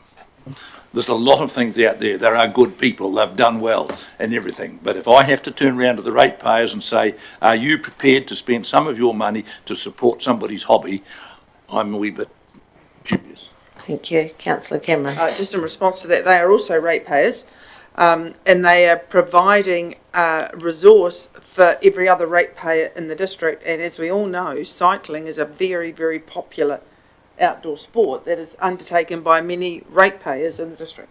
So I don't think you can say that you have to justify it to your ratepayers because they will probably be at the bike park. Okay, two more speakers and then we'll have an indication. So we'll go to Councillor Lovett. Councillor Cameron, can you please turn your light off? I was just going to support it because a lot of our ratepayers use these tracks, a lot of people from town, and we also have a lot of outsiders coming in from out of town into here, and they're spending money in our town buying food and stopping over. So I do support giving them some money, whether it's 10 or 20. Councillor Cameron, did you have another comment? I put it back on. Councillor Brown, last one. I make it 20,000. Okay. This will be my option. So indication of $20,000. Hands up.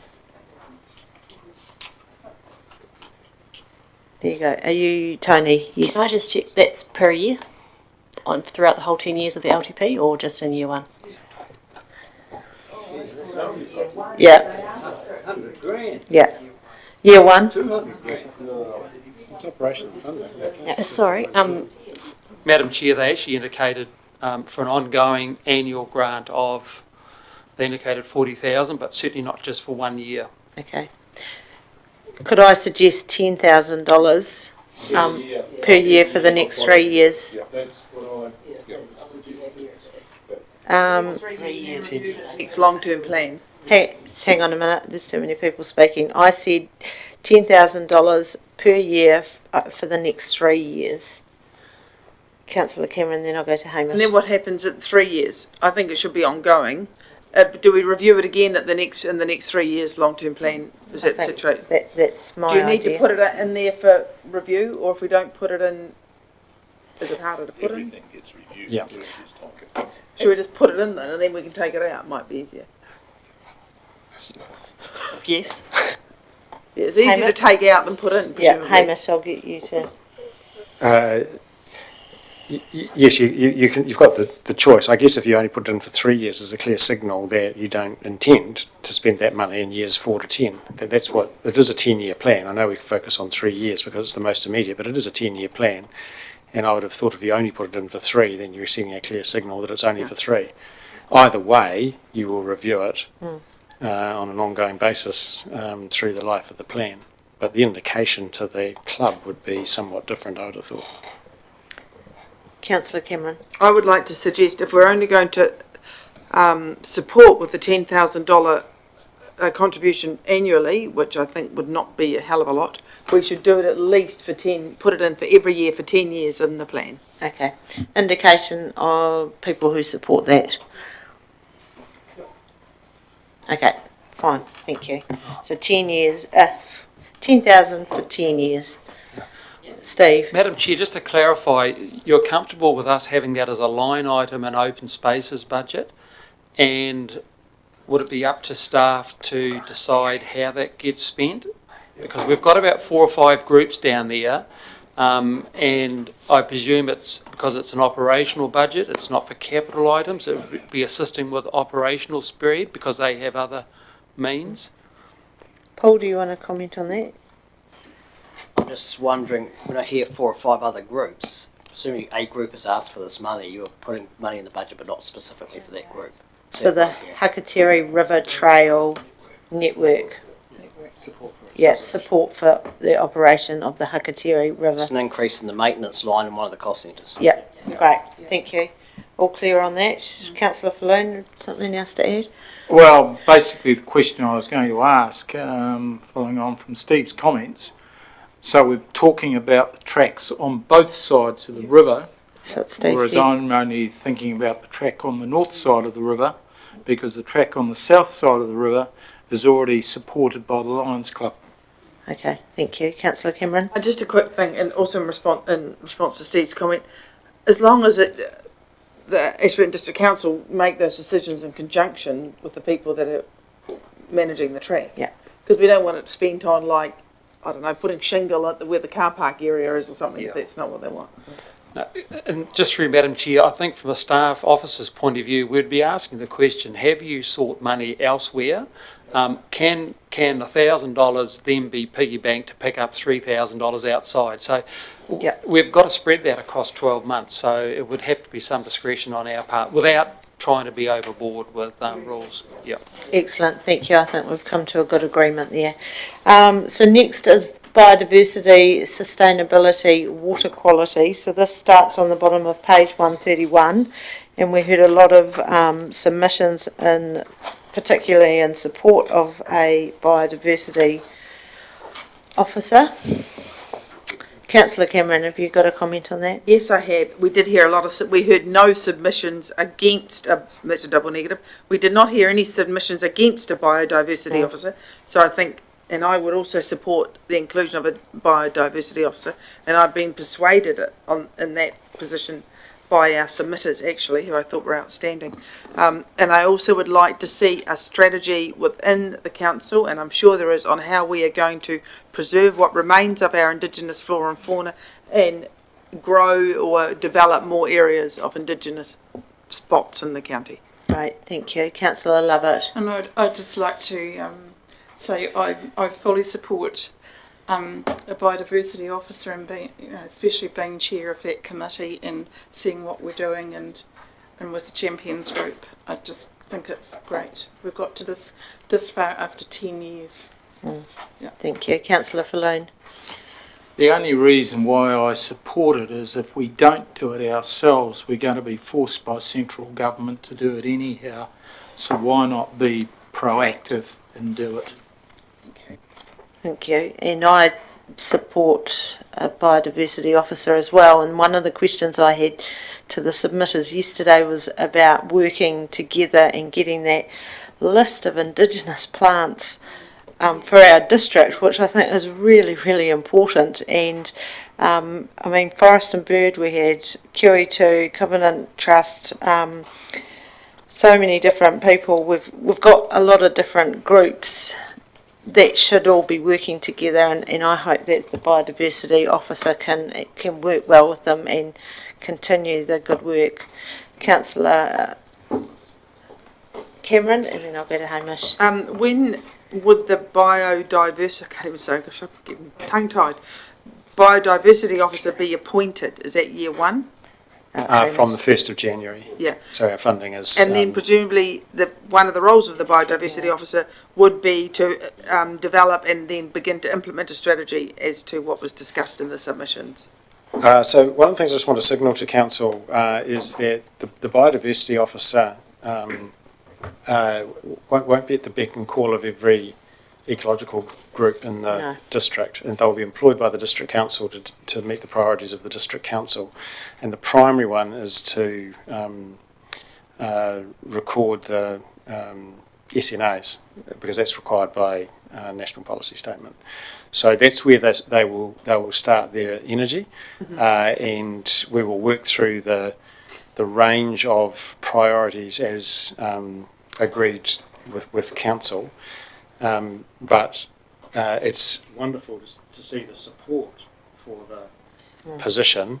But one of the things that we will all collectively have to manage well is to ensure that the expectations of a vast array of people are not unreasonable for this single individual who starts on the 1st of January 2021, because there's a lot of expectation that I think is probably a little beyond the scope of this person's job. So they'll be focusing initially on the SNAs and then move through some of those strategy and policy priorities as we define them together.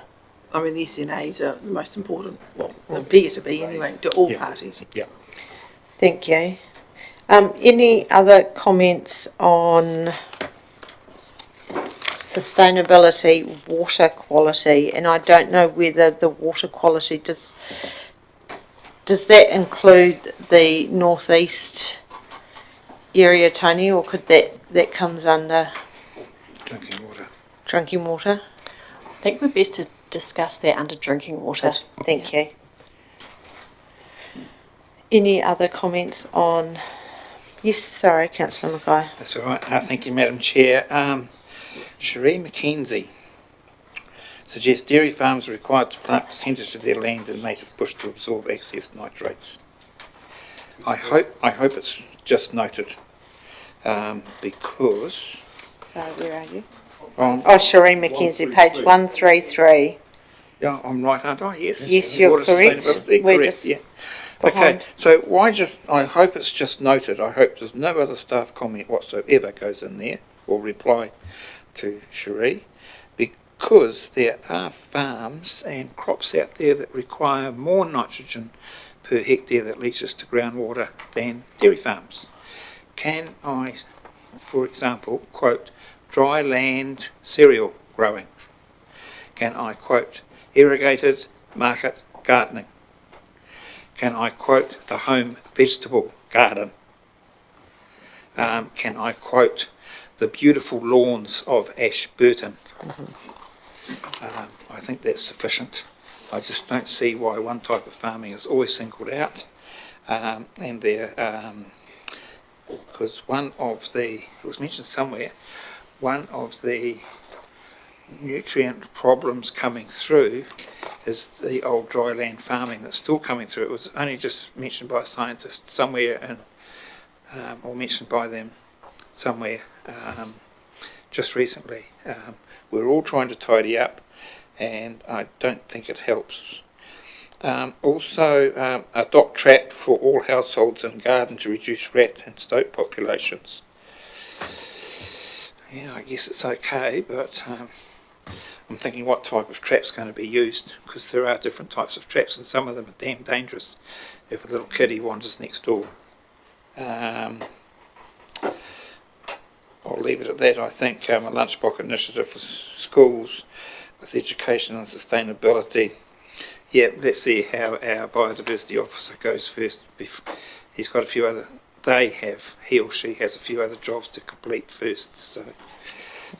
And I think yes, thank you. Good comments. Councillor Wilson. Thanks, Liz. I don't think we should comment on agricultural intensification. That's ECAN, farm environment plans. I don't think it's a district council job to tell farmers regarding those things, because ECAN's already covering them, and our farmers in our district are doing their best, so I don't want any of that sort of comment included in there. Thank you. Did we get an indication that we all want a biodiversity officer? That was all done? Excellent. Thank you. Cemeteries. And we just had the one comment, and we had Eldith come and speak to us earlier today. Yeah, Councillor Lovett. I'd actually have to say I quite agree with what she said today about the having just putting a wee seating area out there, because there is a lot of elderly people that go out to our cemetery, and they do spend a bit of time out there, and just some nice little areas around there that some seats or something would be actually quite nice, especially in the old part, and if we could look at it and for future tidying. Councillor Wilson. Yeah, sometimes where the graves have sunk, when they mow it, they get a bit behind with putting soil in there. It gets quite uneven, and people walking there, there is quite big indentation. Councillor Falloon. Yeah, I certainly agree with the idea of, having some seats out there for people to communicate with the dead. And some of those seats could possibly come from surplus seats will become available after the inner town upgrade. Great, thank you. Tony, do you want us to go through this informal community feedback, or are we done? So thank you through the chair. Now the informal community feedback is just to capture it so that you know we did listen, we did hear, and we've got staff comment. Just to point out to you, Mr. Fabish isn't available next Tuesday. So if you wanted to finish off his community services stuff while he was here, otherwise his managers would have to do it in his place next Tuesday. Everyone happy with that? There's a rainbow in the east, so I think we've got luck on our side today. There will be. So we're over the page 136 on recreational facilities. We've got to do recreation facilities and economic development. So page 136 for recreation facilities. Excellent. Okay.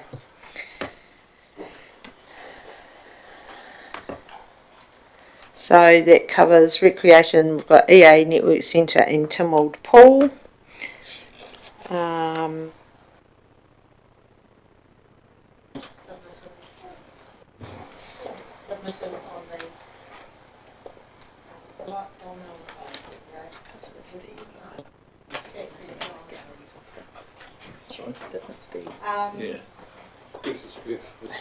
Can I speak, Go. Madam Chair? Oh, it's working.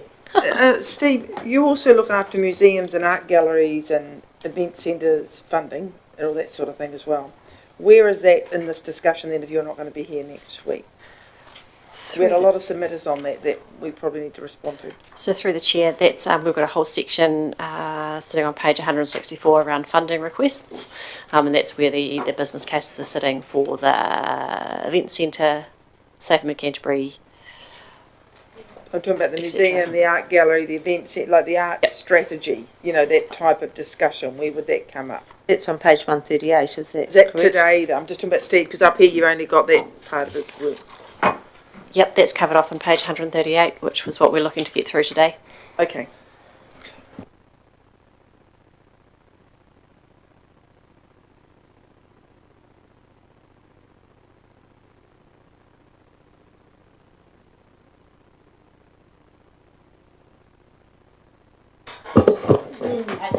Councillor Lover. I'm just, there's a lot of comments around the EA Network Stadium. There will be some wording in our LTP around climbing walls that we may look at them again in 3 years' time. I don't want to see all that left out and covering of those courts and things in that study. We just can't drop the wording out. Yep, we'll make sure that the wording's included still. Yeah. Thank you, Councillor Mackay. Madam Chair, we're on EA Network Centre in Tynwald Pool, are we? Go for it. Former Mayor Murray Anderson, concerned with the confusion of EA Network Centre, name causes, and some assume that it was built by EA Network Company. Can it please be pointed out to the former Mayor that it was the community fundraising group that approached Council with that donation? I remember it quite clearly. I was approached by the chair of EA Network at the time, and I referred him to the community funding group, and the community funding group come back with that donation and naming rights in their package, and gave council a choice of one or two options at the time, and I'm not going to say what the other option was, but not noted, I don't think will only just leave it out in space. So I'd like that actually. I remember it quite clearly, and I think you'll find it will be documented in some minutes somewhere at the time. Thank you, Steve. Just through you, Madam Chair, if I recall what I've read, I think it's a 10-year naming right, so we're into about year 6 now, so that's coming its way. Just from the other side of things, we do have the odd person turning up at the industrial park for a swim or to go to the gym, to the EA Network Centre, so it works on both sides. But it was mentioned at the time that it would cause confusion, and it was discussed at the time with the fundraising committee. So it was the community that come and asked council to have that naming right, and the dollars come with it. And it's sponsorship, right? So just like any other big stadium around the country, I suppose. Another million in 3 years' time. Councillor Rawlinson.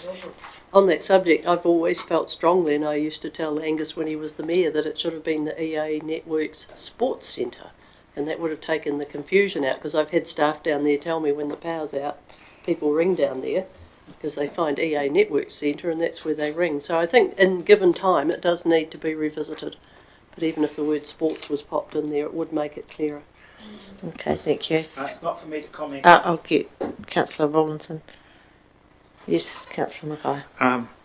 Councillor Rawlinson may well be right, but it's not for me to comment any further because the discussions were held in a confidential nature. Right. But she is a very astute councillor on that matter. Thank you. Anything else on EA Network Centre, Tynwald Pool?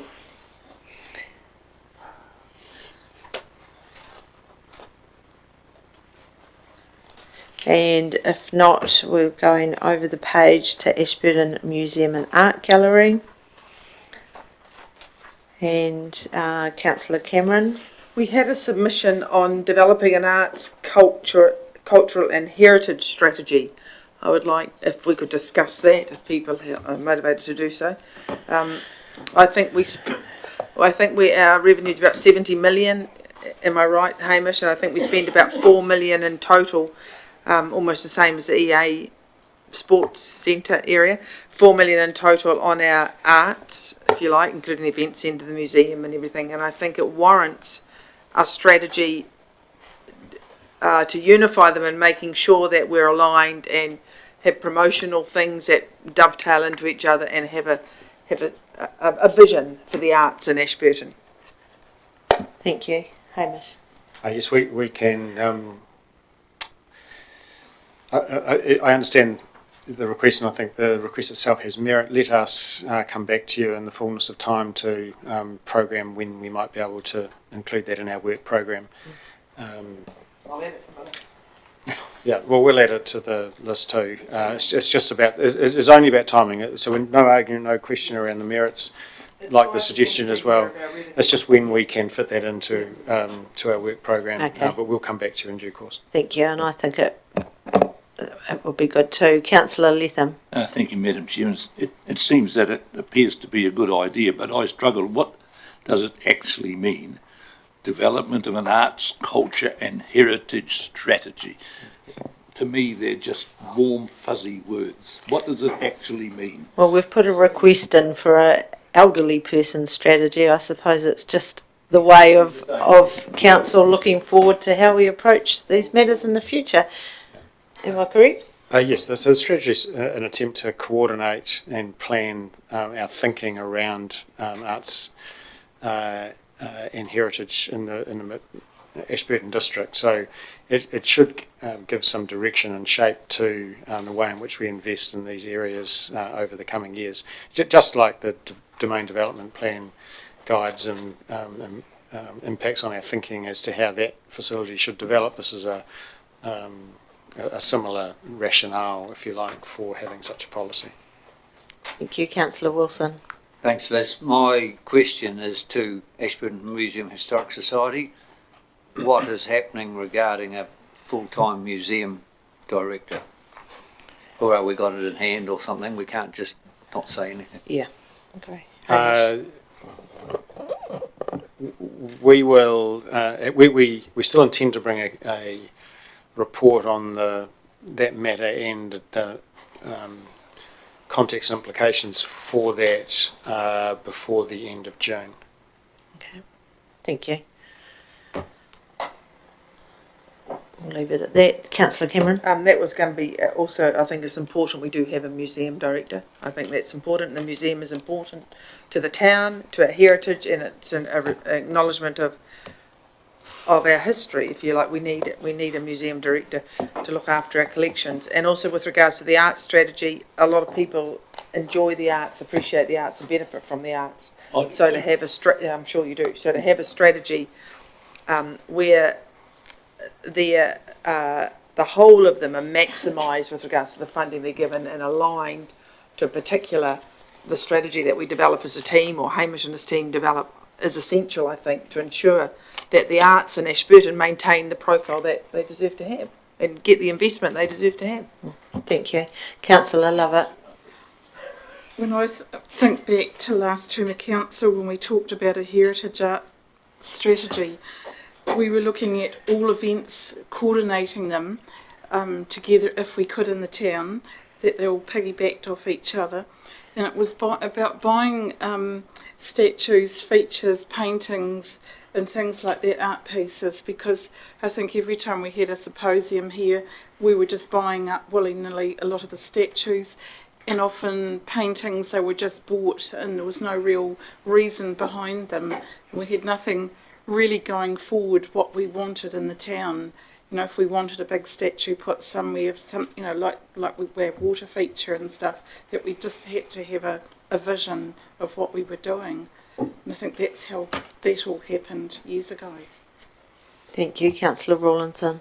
Thank you. I'm just going back to the arts, culture and heritage strategy, and I support working on that in the future. And as we heard this morning from the local historic places Mid Canterbury, that they would like to have a go-to person within council, and I think that we could be wise to perhaps take some advice and work with them when we do look at that strategy, just to remember to do that. Thank you. So everyone's happy that we get a report on a strategy and go forward from there. Thank you. Economic development, is that, what page are we on there? If you flip over to page 119, please. Okay. Just an aside from that, we heard from the community libraries yesterday. When will that, is that something that we should discuss while Steve is here, or is that a funding issue? Really is a funding issue, Okay. and there is the grant funding established already. Okay, thank you.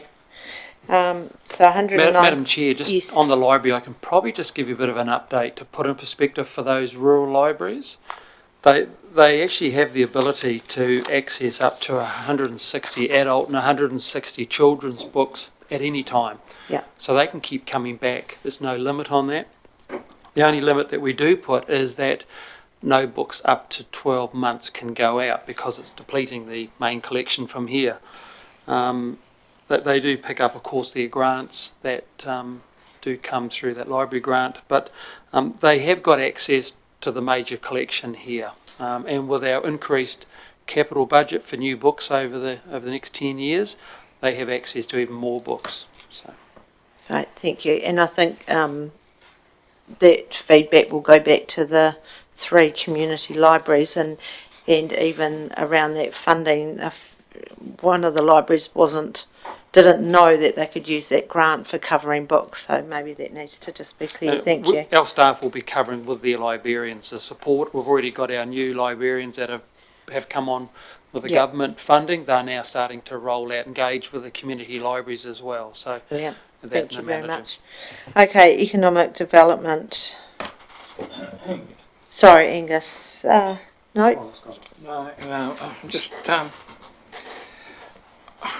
I just hope that what Steve said, Steve, I hope you can get it there about the libraries, because there seems to be miscommunication somewhere along the line. And to have someone say they had books taken out of their hand, and I think maybe it's not a good look. No, I think maybe having the new staff at the library Yeah. will assist us with this. Yeah. Madam Chair, there was raised about a library strategy. We're getting out of date 2020, I think it was the last one. Yes, that's correct. So it's actually in our program, I think 2023, 2024, to actually put a new library strategy together, and that also includes the rural libraries as well. Okay, Tony. The library collection policy was updated last year and adopted by Council in 2020. What's happened is the rollover to the new website has meant that some of our existing policies, our latest policies, have been dropped off, so we've got to tidy that up. Okay. Oh, sorry, Tony, that was referring to an overall strategy, not the collection policy. So where are we driving? Yeah, we'll let you guys work that out. That sounds good. Economic development. So there's a few comments there.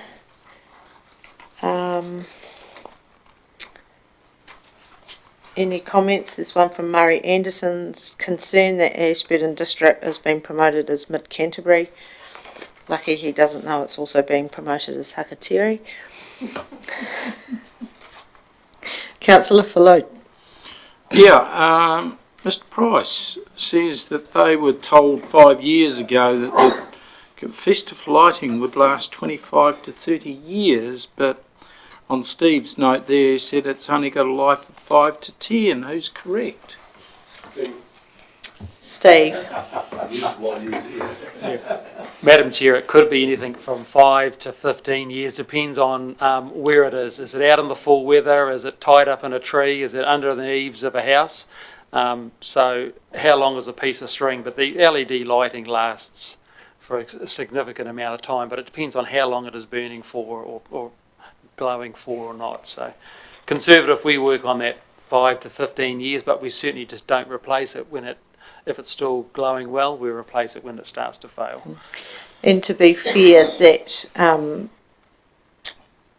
when we put the lighting in the trees, they weren't going to be on 12 months of the year. They were only going to be on over the winter months, so maybe that's got something to do with it. Councillor Mackay. Madam Chair, I don't know really how to handle it, but right at the bottom of the page, submitted was disappointed to see Council's response to MPS FM did not embrace looking at how they could walk towards achieving statements and aims, but instead commissioned 2 reports. Yes, the reports were, but I believe that this council has a commitment to keep the economic base of this district alive. And I don't think we've actually said that the MPS targets are actually going forward in many years' time is maybe, I don't think we've said they're actually wrong. I think it's the time in which we can get to achieve those limits that we have in question with the government, and the cost of doing it straight away as a cost of working at it. We have seen how our farmers, our rural areas, are striving to meet the ECAN 6. We're told by the Minister that their rivers are below the 2.7, 2.47, whatever. They're healthy. And we're on our way with managed aquifer recharge and changing farming practice. And I'm actually very, very disappointed to see a former district councillor respond in that way. To me, you probably don't agree with me, Councillor Wilson, but it's a shocker. Thank you. Councillor Cameron. Have we gone past, I know we're on page 114 to 121. No, 119. Oh, economic development. Sorry, just for this slice of Steve's part of economic development is from 119. Okay, so to we're not 120. talking about the church and their request yet? No. We're just on economic development. 119. Okay, sure. And we've also got the top of that, Hospitality New Zealand Canterbury supports the continued funding of tourism promotion through Christchurch NZ, and I got a lot of comments when I was up at the tourism meet with Selwyn and Ashburton District, a lot of really positive comments that we did the right thing with Christchurch NZ, so that was really good to hear. Tourism on page 120, anything there? No. Happy with that? So that's that iHub, and I mean we'll get that information tomorrow or by next Tuesday. Probably won't be tomorrow. Yeah, but no, yes. sorry. You'll have it to consider before next Tuesday. Wonderful. Yep. Thank you. And informal community feedback. So that is on the bottom of 121. I think most of these are actually property matters, so we might leave those to consider when Colin's here next week. Wonderful. Are we done? I've got one more question about the tree lights, Steve. You know, we kept them on full time, but there was concern that they might alter the seasonal rhythms of the trees. Has there been any, is it too early to say, or have we had any sort of signalling about from the trees? Very, very good question, Councillor. Ian has just commissioned an independent report to look at what is the health of the trees in relationship to those lights been on for 6 or 8 months. So that's reports due back within a month. Yeah. Here's my little list of things. Fantastic. So thank you very much, everyone. Just a bit of order while we finish up because we've still got the lights on. So thank you, everyone, for doing another day of hard yards. We appreciate all the submitters this morning and the deliberations that we've done. We're back here again on Tuesday for more deliberations and possibly even the Thursday. Is that correct, Tony? Possibly the Thursday, but I think we can do it on the Tuesday. That's great. So we've got a full day on Tuesday deliberations. So thank you very much for your time and all your questions and comments today. And appreciate the staff time and media for being here as well. Thank you. Good night.